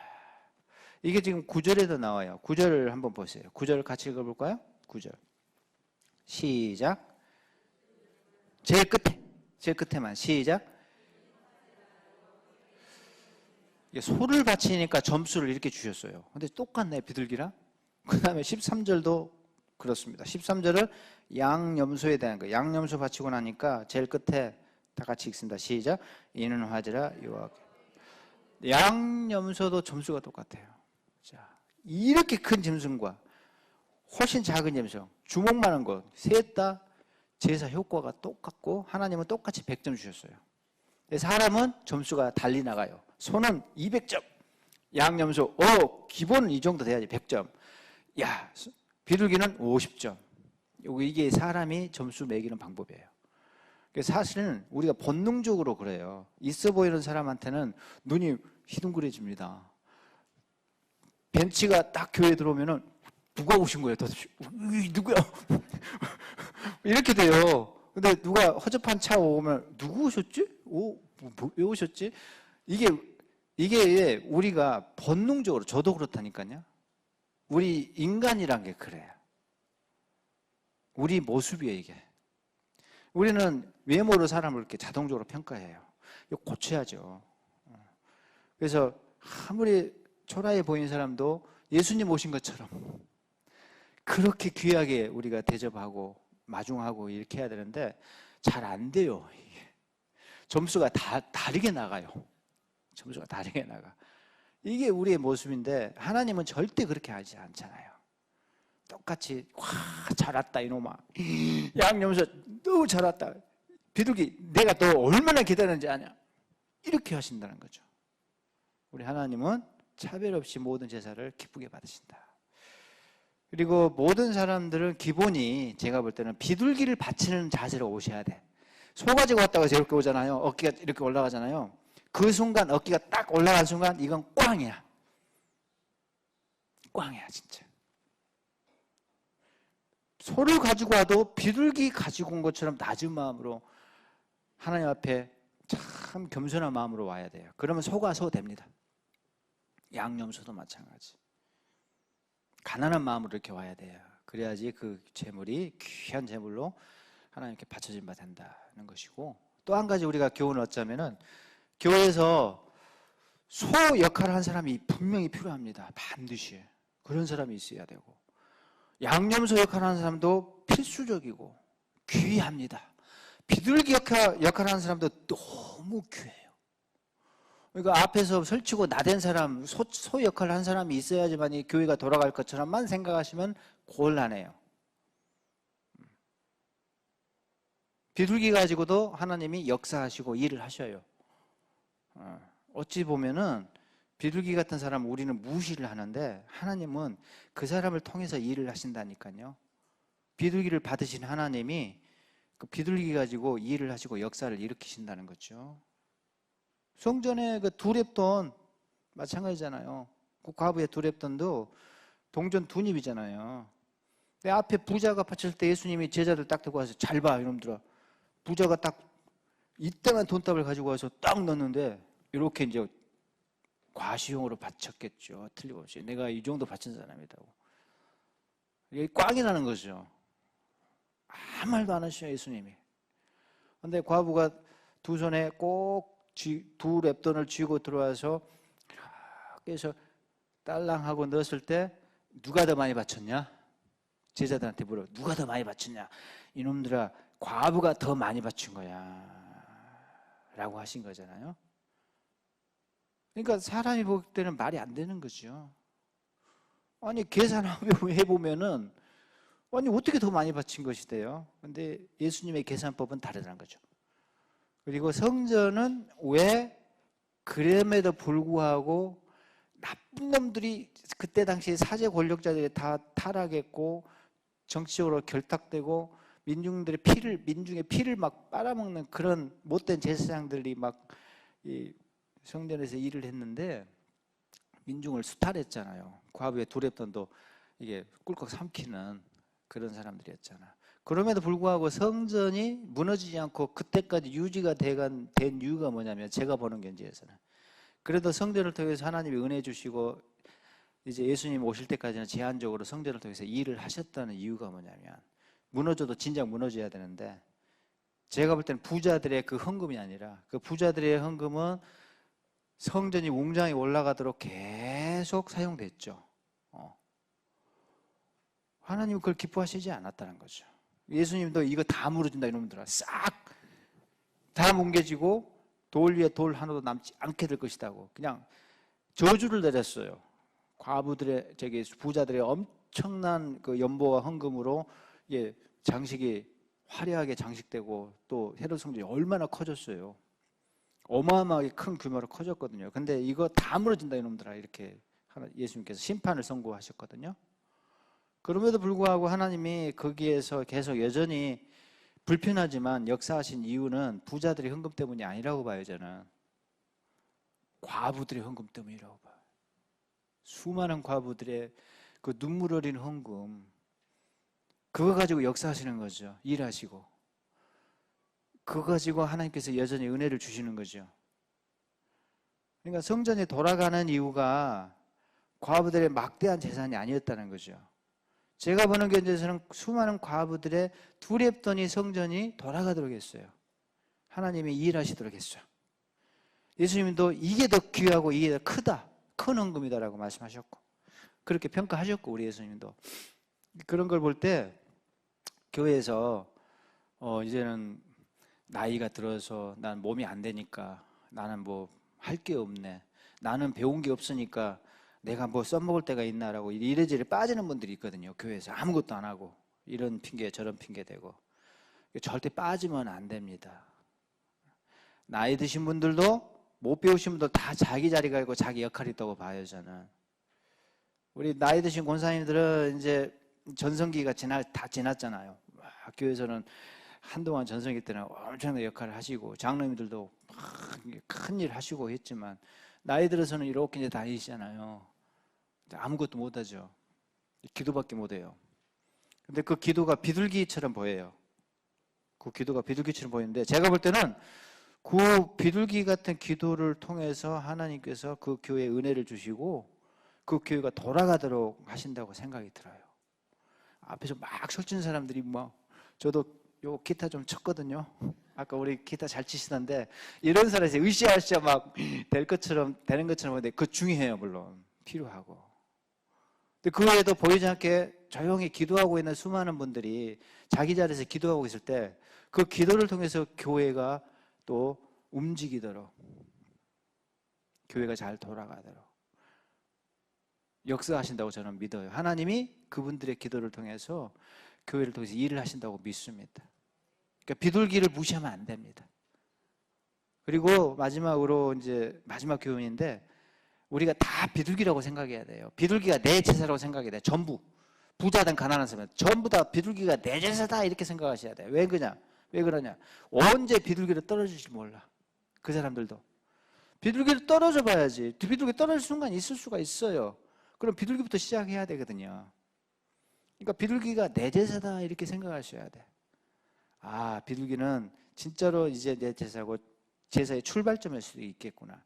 그리고 이게 바닥으로 이제 비둘기로 떨어졌을 때, 저는 그때 진짜 믿음이 시작된다고 봐요. 진짜 믿음이 검증된다고 봐요. 저는 잘 나갈 때가 아니고 비둘기로 떨어졌을 때 진짜 믿음이 검증된다고 저는 보거든요. 그래서 비둘기 제사가 중요합니다. 왜 그러냐면, 양 한 500마리 이렇게 갖고 있고 소가 100마리 있었던 사람이 전염병이 들어 다 떼죽음 당했어요. 혹은 산적이 와서 삭 씹어갔어요. 그럼 바로 깡통 차거든요. 어제까지 소 바쳤던 사람이 오늘 비둘기 가지고 올라오면 성전에 비둘기 가지고 올 수 있겠어요? 없겠어요? 인간적으로 생각해봐요. 나라면 창피하고 면목 없고 사람들 눈이 의식되어서 그 비둘기 가지고 올라오기 힘들 것 같아. 근데 그때 올라온 믿음이 진짜 믿음이에요. 그때 올라온 믿음이, 그때 바친 제사가 진짜 제사고, 그 어지간해서는 못 올라옵니다. 그 비둘기 가지고 온 사람 대단한 사람이에요. 진짜 대단한 사람이에요. 진짜 비둘기 가지고 온 사람이 진짜 대단한 사람이라니까요, 여러분. 한번 생각해 봐요. 이게 올라오기 쉽지 않아요. 진짜 올라오기 쉽지 않아요. 그러니까 비둘기를 재평가하셔야 돼. 보통 믿음이 아니면은 오기 힘듭니다. 비둘기 가지고. 그래서 정말 비둘기 가지고 온 사람을 귀하게 봐야 되고, 또 그래서 하나님은 비둘기 제사를 참 귀하게 여기셨다, 이렇게 생각하셔야 되고, 그리고 그 비둘기가 바로 내 제사구나. 나도 비둘기 바칠 수 있는 그 믿음 배짱, 바닥으로 떨어져도 나는 예배는 빠지지 말아야지. 예배는 까먹으면 안 되지. 사람의 중에 하나님을 만나러 가야지. 내 형편이 이러지만 창피하지만 그래도 나는 예배 드리러 가야지. 이 믿음을 가져야 될 필요가 있습니다. 그래서 비둘기 제사가 사실은 우리의 제사예요. 여러분의 제사고. 아멘? 비둘기에서 우리가 참 은혜를 받았으면 하는 그런 바람이 있어요. 저도 비둘기 제사 묵상하면서 많은 은혜를 받았거든요. 이게 내 이야기구나 라는 생각을 하면서. 자, 5분만 좀 쉴게요. 그리고 제가 30분만 더 하겠습니다. 5분 휴식하겠습니다. 45분부터 제가 정확하게 시작하겠습니다. 자, 소제 말씀드릴게요. 소제는 짐승제사가 아니에요. 이거는 곡식제사인데 그것도 밀가루를 바쳐요.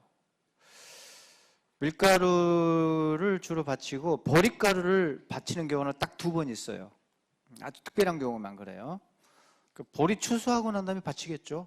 보리 추수했으니까 감사의 소재로 보릿가루가 올라가죠. 보리 추수. 그 다음에 또 한 번은 이제 그 민수기에 나오는데 그 간통을 의심받는 부인이 테스트를 받기 위해서 성소로 올라가요. 그 성소 올라갈 때 보릿가루 소재를 준비를 가요. 근데 보릿가루가 사실은 이제 밀가루보다는 품질 면에서 값이 떨어지고 좀 약간은 좀 등급이 떨어지는 곡식이었어요. 밀이 우선이고. 그러니까는 없어서 이제 보리를 먹거나 가난해서 보리를 먹거나 그렇습니다. 그래서 그 민수기에 나오는 그 부인은 억울한 상황이긴 하죠. 근데 판정을 하나님께 받죠. 테스트를 받아요. 그때 보릿가루를 들고 올라가는 이유가 그 여자의 형편을 비참한 상황을 이야기를 해주고 있는 거죠. 그런 경우 외에는 기본이 다 밀가루입니다. 자, 소재도 독자적인 밀가루만 딸랑 바칠 수 있어요. 성경에 증거가 많이 나와요. 딸랑 이렇게 바칠 수가 있어요. 밀가루만 바칠 수가 있고. 근데 보통 2번이에요. 보통은 짐승제사를 바칠 때 소재 밀가루를 같이 바치도록 돼 있어요. 그 증거가 너무 많이 나와요. 그러니까 레위기 1장에서 번제가 나오잖아요. 그러면 소만 딱 바친 게 아니에요. 소만 바치면 끝. 거기 보니까 소 바치는 제사법 나오죠. 그대로 하면 끝났다고 생각하는데 그게 불완전한 제사법입니다. 레위기 1장이. 그리고 레위기부터 7장이 제사의 완성본은 아니에요. 어디를 가야 되냐면 민수기 15장까지 보셔야지 완성본이 나와요. 민수기 15장 가면은 자, 그런데 소 바칠 때 이제부터 밀가루를 추가해라. 밀가루 이만큼 바치러 나와요. 플러스 포도주까지 나와요. 포도주 또 이만큼 바쳐라. 이게 세트로 돼 있어요. 짐승, 고기, 밀가루, 그 다음에 포도주. 요게 세트로 올라가게 돼 있습니다. 레위기에서는 왜 소만 딸랑 요구하셨는지 알아요? 다 이유가 있어요. 광야 생활이잖아요. 농사를 못 짓잖아요. 밀가루 어디서 나요? 무슨 말 알겠죠? 포도주를 어디서 나요? 포도 과수원이 없는데. 그 상황 자체가 비상황한 그 광야 생활이기 때문에 소만 말씀하셨어요. 양염소만 말씀하시고 비둘기만 말씀하셨는데, 짐승만 말씀하셨는데, 그 땅에 민수기 15장 1절에 딱 나와요. 그 땅에 들어가거든 이렇게 나와 있어요. 민수기 15장에. 그 땅에 들어가면은 요게 이렇게 바치면 안 되고 세트로 바쳐야 된다라고 돼 있어요. 그래서 밀가루를 이만큼 바쳐라. 소면은 밀가루가 많아요. 포도주도 많아요. 양념소면 밀가루 대폭 줄어요.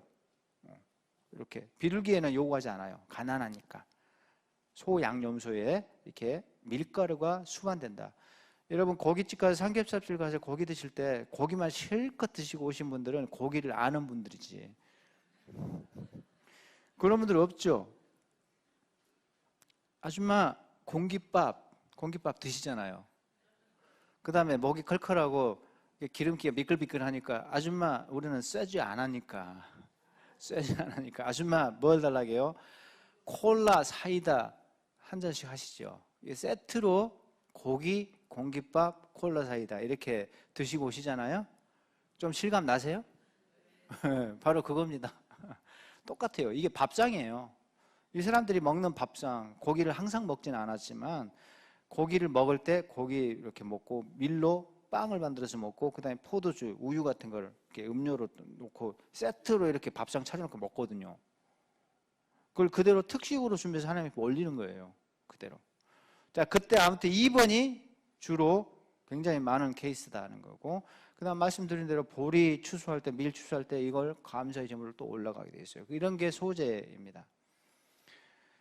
자, 소제는 기본 소제가 이렇게 되어 있습니다. 기본은 밀가루, 기름, 그 다음에 향, 요게 세 가지가 섞이도록 되어 있어요. 혹시 칠판 있으면 참 좋은데, 밀가루가 일단 얼만큼 양이냐면 2장에는 안 나와요. 밀가루 양이. 근데 이제 5장 가면은 또 23장 같은 거 보면은 다른 부분에서 밀가루 양이 소재할 때 기본 양이 나와요. 밀가루 양이. 그게 얼만큼이냐면 10분의 1 에바라는 도량령을 씁니다. 도량령. 10분의 1 에바. 에바가 미터법으로 바꾸잖아요. 미터법으로 우리식으로 바꾸면은 10분의 1 에바는 2.2리터예요. 2.2리터면 얼만큼 양이죠? 물로 생각해봐. 음료수로. 생수 2리터짜리 있죠? 그거보다 조금 더 많아. 콜라 1.5리터짜리 하나 반. 이 정도. 콜라 1.5리터짜리 있죠? 그 하나 반. 페트병 하나에 반. 그럼 이 정도 돼요. 자, 요만큼 정도 양이 됩니다. 한 바가지 정도 돼요. 한 바가지. 요렇게 이 정도 양이 돼요. 그 양을 준비하고 그 다음에 거기에 기름을 한번 싹 뿌리게 돼 있어요. 위쪽에 싹 기름을 뿌려요. 이 기름은 동물 기름이 아니고 올리브 기름, 감람유예요. 감람유가 그 당대의 사회에서는 그냥 식용유였어요. 그래서 감람유로 음식할 때 꼭 집어넣고요. 음식할 때. 그 다음에 피부 미용에도 감람유를 썼고, 그 다음에 뭐 특별한 세리머니 할 때, 뭐 이렇게 사람을 세울 때 이럴 때 이렇게 쓰기도 하고, 그 다음에 또 중요한 것은 등불을 켤 때도 감람나무 기름을 등불로 켰어요. 싼 기름은 이렇게 등불용으로 썼어요. 좀 비싼 거는 식용으로 쓰고, 아주 고급진 거는 성소나 부자들이 썼어요. 등불도 고급진 감람유는 아주 정결한 기름으로 취급됐어요. 등불용 기름도. 등불용 감람유, 올리브 기름이 이제 고급진 것은 정결한 기름이다고 이렇게 돼 있고, 성경에서도 성소에서는 정결한 기름을 써라 이렇게 돼 있거든요. 그 정결한 기름이라는 게 어떤 종교 의식적으로 뭐 특별하다 그런 뜻이 아니고 진짜로 깨끗한 기름이라는 뜻이에요. 이거 구별된 그런 기름이라는 뜻이 아니고 깨끗한 기름이라는 뜻이에요. 말 그대로. 왜 깨끗한가? 불순물이 전혀 없어요. 자, 불순물이 있으면은 태우잖아요. 그럼 거름이 많이 나요. 그러니까 이건 싼 기름이에요. 이거는. 근데 고급진 기름은 필터링에 쫙 불순물이 완벽하게 제거돼 가지고 깨끗해요. 그럼 태우면은 거름이 안 나요. 성소에서는 이거 기름을 써라. 부자들은 이제 그런 기름을 썼겠죠. 근데 아무튼 감람유도 이렇게 등급이 있는데 성소에서는 고급진 기름을 써야 되는데 요거는 이제 집에서 자기들이 쓰는 그런 기름이에요. 그거를 준비해가지고 한번 쭉 뿌리라는 거죠, 위에. 그러면 기름이 머금어요, 윗부분에. 기름이 조금 이렇게 스미겠지. 스미에 들어가요, 기름이. 기름을 얼만큼 뿌리는지는 안 나와 있어요. 그러니까 적당량 뿌리면 돼요. 윗부분만 뿌리면 되니까. 그렇게 뿌리면 되고. 그 다음에 그 비싼 거는 향료였어요. 향가루입니다, 저거는. 하얀 분말이에요.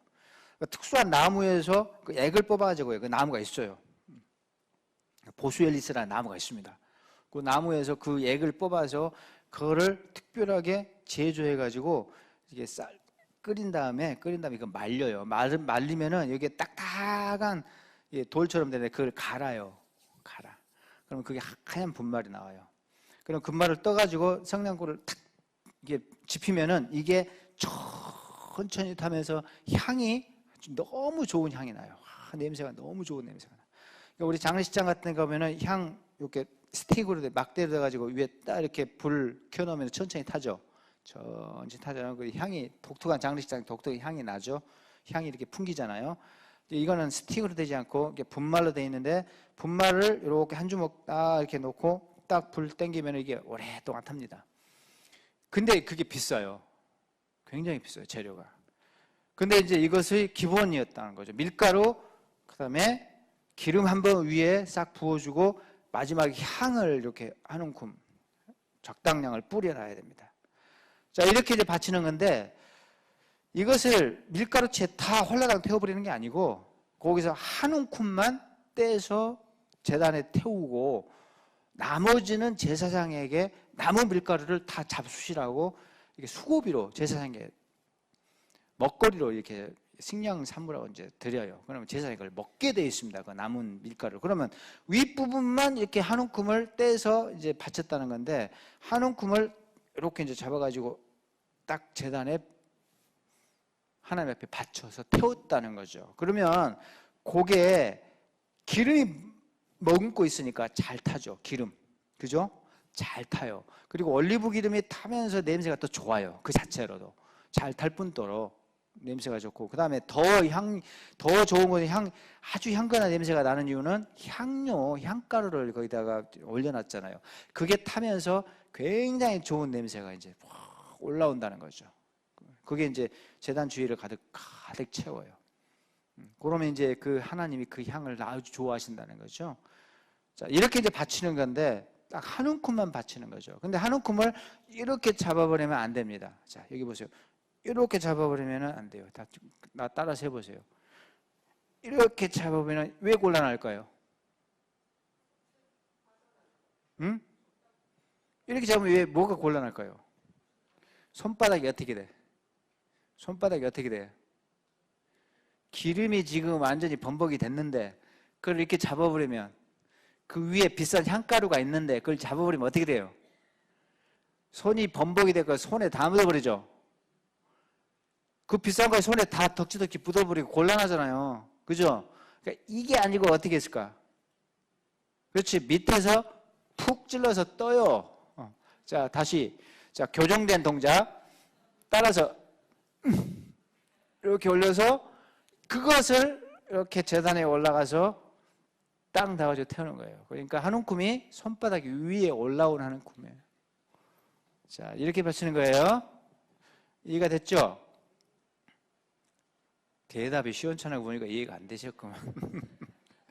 같이 동작까지 했는데. 자, 그리고 이제 이 기본이고, 근데 이게 가난한 사람들은 감당하기가 조금 쉽지 않았어요. 부자들은 아무것도 아니에요, 이거는. 가난하면 왜 감당이 안 되냐면 기름까지는 그런다 쳐. 이게 문제예요. 요거 비싸요. 분명히 가난한 사람들은 요거 못 받칩니다. 그래서 음식 소재물이 별도로 준비되어 있어요. 그래서 하나님 2장에 보면은 자, 이게 기본이고 그 다음에 요리된 것으로는 이런 걸 가지고 와라 했는데 이건 2장에는 나와 있지 않지만 가난한 자들은 이걸로 가라라고 되어 있지 않지만 누가 봐도 이거는 싸게 먹히거든요. 이거 가난한 사람 일이 갈 수밖에 없습니다. 부자들은요, 성경 보면 이제 나와요. 화목제나 이런 게 보면 나오는데 이거 기본 준비하고 나머지도 음식을 다양하게 준비하기 위해서 다 준비했어요. 이걸 부자들은 다 준비해 가요. 근데 가난한 사람들은 이건 안 되고 이 중에서 골라서 이제 하나 선택해서 갑니다. 자, 화덕에 구운 것이 두 가지가 있어요. 부친 거, 그 다음에 뭐 어떻게 나오죠? 화덕에 구운 거 섞어 만든 뭐 무교병이나 기름을 바른 무교전병 뭐 두 종류가 있어요. 화덕으로 만들어요. 저도 어떤 차이가 있는지 몰라. 무교병과 무교전병이 어떤 차이가 있는지 잘 모르는데 음식을 아무튼 떡을 두 종류로 만들 수가 있는 거지. 그 다음에 철판에 구운 것, 냄비에 구운 거. 자, 이런 요리 기구는 오늘날도 중동에 가서 써요. 우리가 얼마 전까지만 저 어릴 때만 해도 집에 조선시대에 썼던 솥단지를 그대로 우리도 똑같이 썼어요. 몇백 년 동안. 현대화 돼가지고 이제 그런 솥단지를 안 쓰죠. 저 어릴 때 이제 솥단지가 이렇게 부엌에서 사용되는 걸 많이 봤죠. 근데 그게 조선시대 때도 또 그 솥단지였어요. 지금도 전통적으로 이런 요리기구를 지금도 쓰고 있습니다. 중동 지역에 가면. 그래서 이제 이런 야외에서 사용되는 화덕. 근데 재밌는 건 안에 불을 지피고 안쪽에 반죽을 붙여요. 근데 이게 이제 기름을 섞어야 된다는 거죠. 안 섞으면 딱딱 붙어버려요. 이게 벽면에 다 붙어버리죠. 그러니까 딱 이렇게 떨어지기 용이하도록 맛도 낼 뿐더러 반죽이 기름에 들어가면 좀 맛있으니까, 올리브 기름에 들어가면 또 안 부착이 안 되도록 요리를 용이하기 위해서 기름을 섞어야만 됩니다. 자, 이렇게 되는 것이고, 요거는 이제 야외에서 이제 가난한 사람들이 또 뭐 쓰거나 또 야외에서 쓰거나 하는 것이고, 요거는 이제 철판으로 둘른 화덕이에요. 이건 조금 그래도 괜찮죠. 중요한 건 안쪽에 이렇게 반죽을 붙인다는 것이고, 그 다음에 요거는 이제 그래도 여유가 있는 사람, 이제 고고학적으로 발굴돼서 나온 거예요. 이렇게 땅 파보니까 옛날 화덕이 이렇게 나왔는데 부잣집에서 나온 거예요. 조금 괜찮아 보이잖아요. 그렇죠? 그래서 이렇게 화덕을 별도로 제작해가지고 불을 아래쪽에 피우고 이제 이렇게 반죽을 안쪽에 붙여가지고 이렇게 이제 요리를 한다는 거죠. 화덕 피자 드셔보셨죠? 그렇게 구워야지 피자가 맛이 있어요. 그렇죠? 예. 화덕 피자 맛있잖아요. 자, 이렇게 이제 침 흘리지 마시고 요리를 하는 것이고, 그 다음에 요거는 철판, 오늘날도 이렇게 쓴다는 거죠. 중동 지역에서 이런 식으로 요리를 하고, 이거를 뒤집으면 전골 냄비가 되겠죠. 자, 이렇게 이제 오늘날도 쓴다는 것이고, 이게 냄비는 실체가 확인되지 않았지만 아마 우리 전골 냄비처럼 제가 농담식으로 말했지만은 별도로 아마 있을 거예요. 저런 이제 솥단지 말고 저런 이제 철판 말고 별도로 요리기구로 냄비가 좀 마련돼서 집에서 썼을 것이다라고 이제 추론을 합니다. 아마 이렇게 되지 않았을까 이제 추론을 하는 건데, 아무튼 요리기구가 크게 세 가지가 있는데, 아무리 가난해도 요리기구 하나씩은 다 있잖아요. 셋 중에 하나. 그러니까 자기가 쓸 수 있는 요리기구를 사용해 가지고 이제 하나님 앞에 올라와라라는 것입니다. 그 다음에 이제 소리에서 정말 중요한 것은 빼야 될 것이 있고 넣어야 될 것이 있어요. 자, 이게 중요한 건데, 자, 2장 보면 이제 우리가 10절까지 다 봤어요. 10절까지. 그리고 음식 소재물도 마찬가지예요. 바칠 때는 한 움큼만 떼서 바쳐요. 이렇게 이제 적당한 부분을 이렇게 딱 떼겠죠. 딱 떼가지고 그것만 태워요. 그걸 막 손에 막 묻을 필요는 없죠. 이렇게 음식 떼서 먹잖아요. 그런 식으로 딱 떼갖고 한 움큼 이렇게 바치고, 나머지는 어떻게 해요? 제사장님한테 또 마음껏 드시라고 드려요. 그러니까 하나님은 한 움큼만 이렇게 바치라고 요구해서 재단에 그것만 태웠다라는 것이고, 근데 이제 중요한 것이 이거예요. 사실 중요한 거는 11절 보면은 이걸 넣지 마라 하게 두 가지 빼라겠어요. 재단에 이거 올라오면 안 된다. 첫 번째가 누룩이에요. 누룩을 빼라는 것은 이해가 가요. 누룩은 상징성이 안 좋아요. 구약과 신약까지 관통하면서 누룩은 부정적인 걸 상징해요. 부패, 변질, 이걸 상징해요. 구약에서도 마찬가지. 신약에서는 아예 죄를 상징해버려요. 교회 안에 이게 누룩을 가만두면 안 된다. 그러니까 죄가 이게 들어와서 야금야금 교회를 삼키면 안 된다. 그래서 그런 사람이 있으면 빨리 뭔가 조치를 취해라 라고 하죠. 그러니까 교회 안에 죄라는 누룩이 들어오면 안 된다고 바울도 여러 번 강조하고 있습니다. 그래서 아주 좋지 않은 것, 변질을 상징해요. 그러니까 하나님이 이거 빼라라고 한 거죠. 왜? 하나님은 누룩과 같은 분은 아니라는 거죠. 내가 이랬다 저랬다 하니, 내가 변하니, 그건 아니잖니. 하나님의 언약도 마찬가지. 언약이 이랬다 저랬다, 그냥 하나님이 없는 걸로 잡고 계약서 쫙쭉 푹푹 찢어버리고, 하나님의 언약은 변하지 않는다. 그러니까는 누룩 같은 거는 상징성이 있어서 적절하지 않으니까 빼라. 하나님께 부적격한 거예요. 그러니까 빼라는 거예요. 일리가 있어요. 근데 꿀은 왜 빠졌을까요? 꿀은 안 변하잖아요. 꿀은요, 이게 사놓고요, 1년 후에 드셔도 아무 문제가 없잖아요. 저도 꿀을 매일 먹어요. 이게 지금 옛날에는 안 먹었는데 나이 드니까 그걸 먹게 되더라고요. 비타민도 열심히 챙겨 먹고 그렇습니다. 근데 꿀이 굉장히 좋은 식품이에요. 아주. 옛날에는 저는 안 먹었거든요. 근데 보니까는 정말 좋은 식품이에요. 이게 꿀을 먹으면서 제가 총기가 살아나. 총기. 좋아요, 꿀이. 굉장히 좋은데 1년 후에 먹어도 돼요. 근데요, 10년 후에 드셔도 돼요, 꿀은. 가만히 보관했다가 10년 후에 꺼집어놓고 먹어도 돼요. 10년 후가 아니라요, 100년 후에 드셔도 돼요. 100년 후가 아니라 1000년 후에 드셔도 됩니다. 진짜로 제가 거짓말 않고, 이집트 가면은 유적지가 많잖아요. 피라미드도 있고 많잖아요. 몇천 년 됐잖아요. 3000년 된 유적지를 갔더니 딱 거기 들어갔더니 굴이 있어요. 뭐가 있어. 항아리가 하나 있네? 딱 보니까 뭐가 담겨져 있어. 이게 뭘까? 과학자들이 신기하지. 고고학자들이 신기하지. 이게 뭘까? 이게 뭐지? 궁금하잖아요. 그걸 불로 데펴봤어요. 불로 데피니까 뭘까요? 꿀이야. 꿀. 그래가지고 딱 떠먹으니까 맛있어. 아무렇지도 않아요. 아무렇지도 않아. 3000년 된 꿀도 이게 안 상하고 그대로 있다는 거죠. 그러니까 꿀이 화학 구조를 보면은 이렇게 세균이나 바이러스, 무슨 코로나 바이러스 이런 게 들어오잖아요. 그리고 완벽하게 코팅을 해가지고 거기 숨막혀 죽도록 돼 있어요. 살아남지 못해. 분자 구조가 완벽하게 코팅을 해가지고 아무것도 외부에서 이게 뭔가 공기 호흡도 안 되고 해서 그 안에서 숨막혀서 그대로 죽어요. 그러니까는 완전한 그 자체가 방부 역할을 하고, 그리고 완전 식품이에요, 이게. 그러니까는 안 상한다는 거죠. 이게 물 같은 거 섞이면 이제 조금 변질하기 시작해요. 근데 그대로 두면은 그대로 유지가 된다는 건데, 안 변하는데 왜 하나님이 빼라고 했을까요? 이상하잖아요.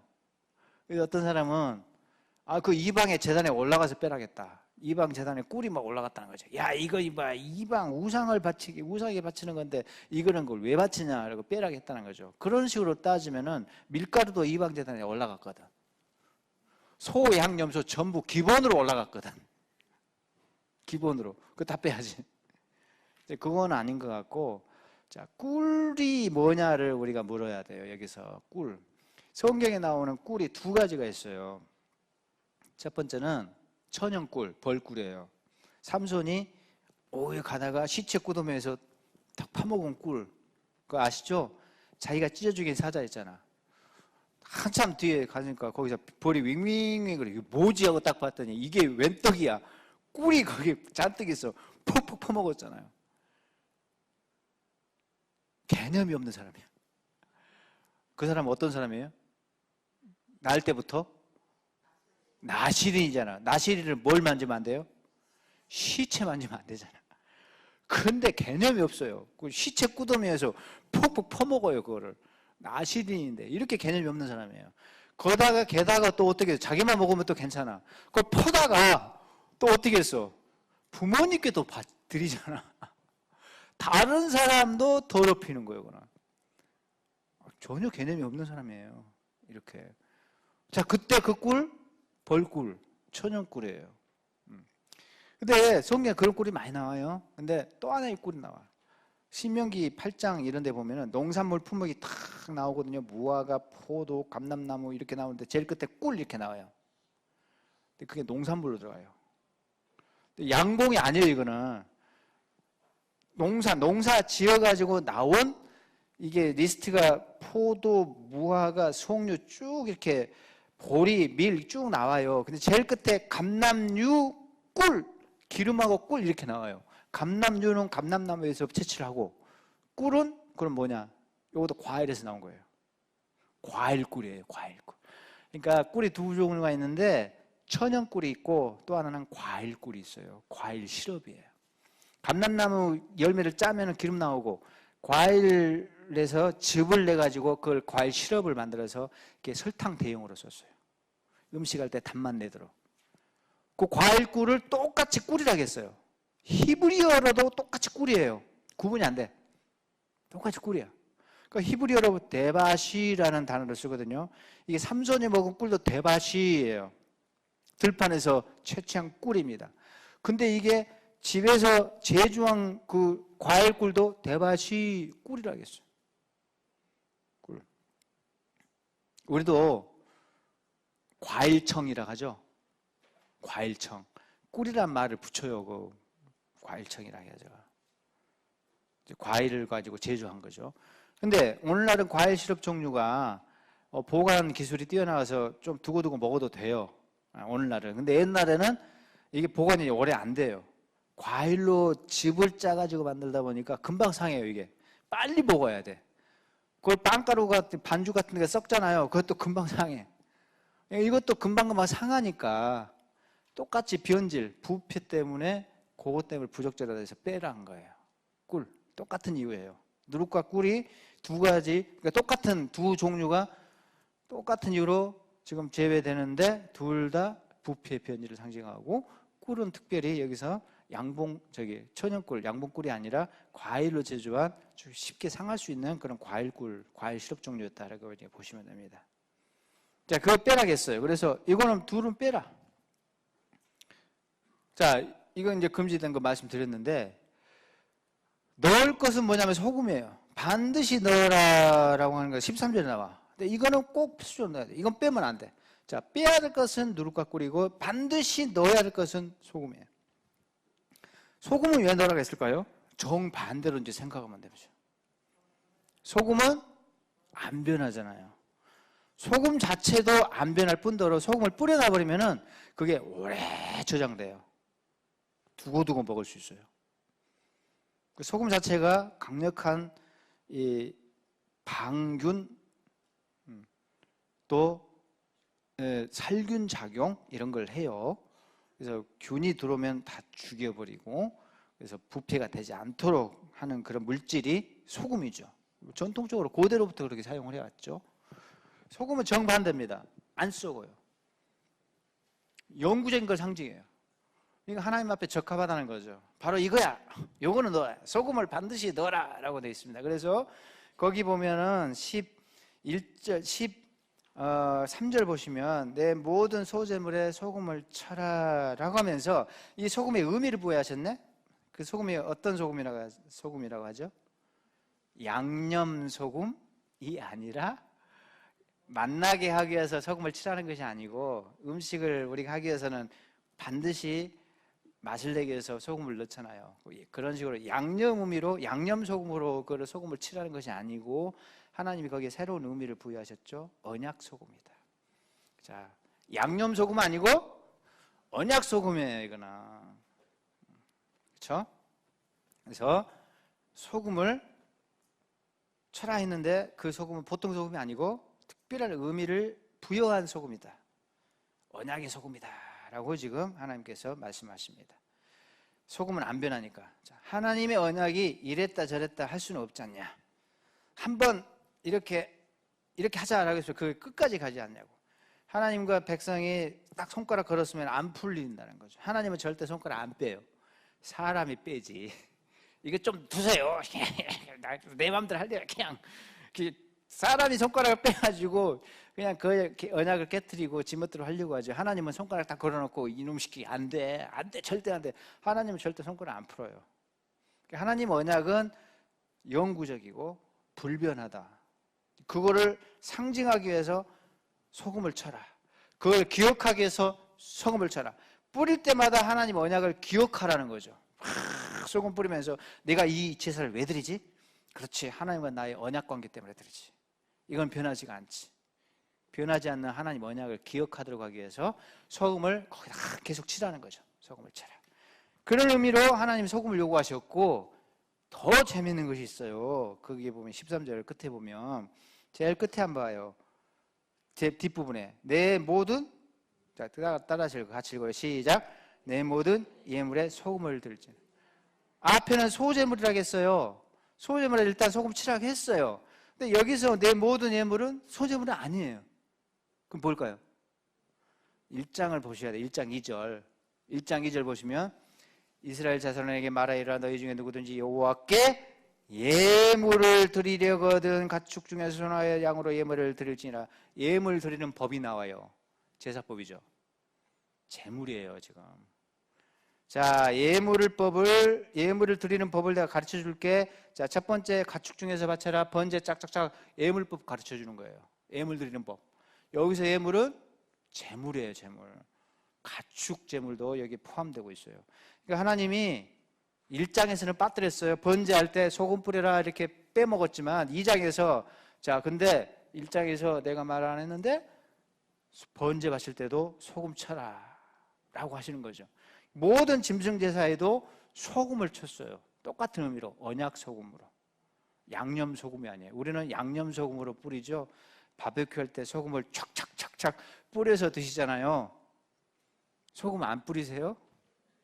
야외에 가서 바베큐 할 때 삼겹살 구우실 때 소금 착착착 뿌려서 드시죠. 우리는 양념 소금으로 소금을 치죠. 하나님은 양념의 의미보다 이게 지금 언약의 의미, 언약 소금으로 이거를 뿌려라 이렇게 요구하십니다. 그래서 이 소금을 모든 예물에 이렇게 이제 뿌려야 되고 추가하는데 그 소금은 언약 소금의 의미가 있다. 왜? 하나님과 백성 사이에 맺은 언약을 기억하도록 하기 위한 목적이 있다. 그래서 제물을 바칠 때마다 그 언약을 기억해야 돼요. 그리고 하나님을 기억해야 돼요. 하나님은 신실하신 분, 불변하신 분, 언제나 그대로 항상 하나님은 하나님으로서 그 자리에 계셔서 언제나 변함없이 우리에게 은혜를 주시는 자비로우신 그분, 불변의 하나님. 다만 우리가 바뀌지 하나님 언약도 절대 변할 수가 없다. 그거를 바칠 때마다 그 손가락 맺은 관계를 기억하라는 거죠. 언약의 손가락을 기억하라는 거죠. 그 바치면서 그 소금을 뿌리면서 나는 하나님의 언약 백성이다라는 걸 기억하라는 거예요. 바로 그겁니다. 그래서 이 소금이 이렇게 중요했어요. 자, 오늘 여기까지 읽었습니다. 한참 이제 불이 붙었는데 어쩔 수 없어요. 밥을 먹어야 될 거 아닙니까? 자, 다음 주에 이제 화목제하고 제가 속죄제 맞이하고요. 남은 지금 기간 동안에 이제 언제 다 하지? 걱정이 많으신데 레위기에서는 제사법이 제일 어려워요. 그래서 제사에 거의 제가 반 이상을 투자를 해요, 항상. 그 다음에 정결법이 어려워요. 11부터 15장 복잡해요. 뭘 만지면 더럽고 깨끗하고 막 너무너무 복잡해요. 11부터 15장. 뒷부분은 쉬워요. 자, 뒷부분은 제가 전체적인 그림을 하나 탁 그려줄 거예요. 절기법 같은 거 좀 필요한 부분 설명하고, 지금 남은 기간 동안에는 제사법을 조금 더 이제 속죄제, 속건제 이 두 개 남았어요. 화목제 물론 해야 되고, 그거하고 정결법을 집중적으로 할 거예요. 정결법은 하루만 하면 다 끝나요. 하루만 쫙 설명 들으면 돼요. 정결법. 그리고 이제 뭐 진도가 중요한 게 아니라 어려운 부분을 우리가 해결하고 나가야 되거든요. 이렇게 자세하게 설명 안 하면 오늘 같은 언약 소금이나 소제 이런 조목조목한 것들, 그다음 번제 절차, 제사법, 예배드리는 방법 이런 것을 하나도 우리가 못 건져요. 대충 하고 넘어가 버리면 어쩔 수 없이 제사법에서 너무 많은 것을 얻을 수가 있으니까 여기 집중해요. 지금 어떤 분들은 언제 끊으려고 저는 목사님 걱정하지 마세요. 제가 필요한 걸 지금 다 하고 있고 지금 그리고 레위기에서 이제 혼자 읽어도 이해가 될 부분은 제가 과감하게 이제 빼고 혼자 죽어도 공부해서 읽어도 안 될 것들을 제가 가려운 부분을 다 짚어서 이제 긁어주는 식으로 궁금증을 풀어주는 식으로 지금 강의를 진행하니까요. 이제 식사로 갑시다. 자, 수고하셨습니다.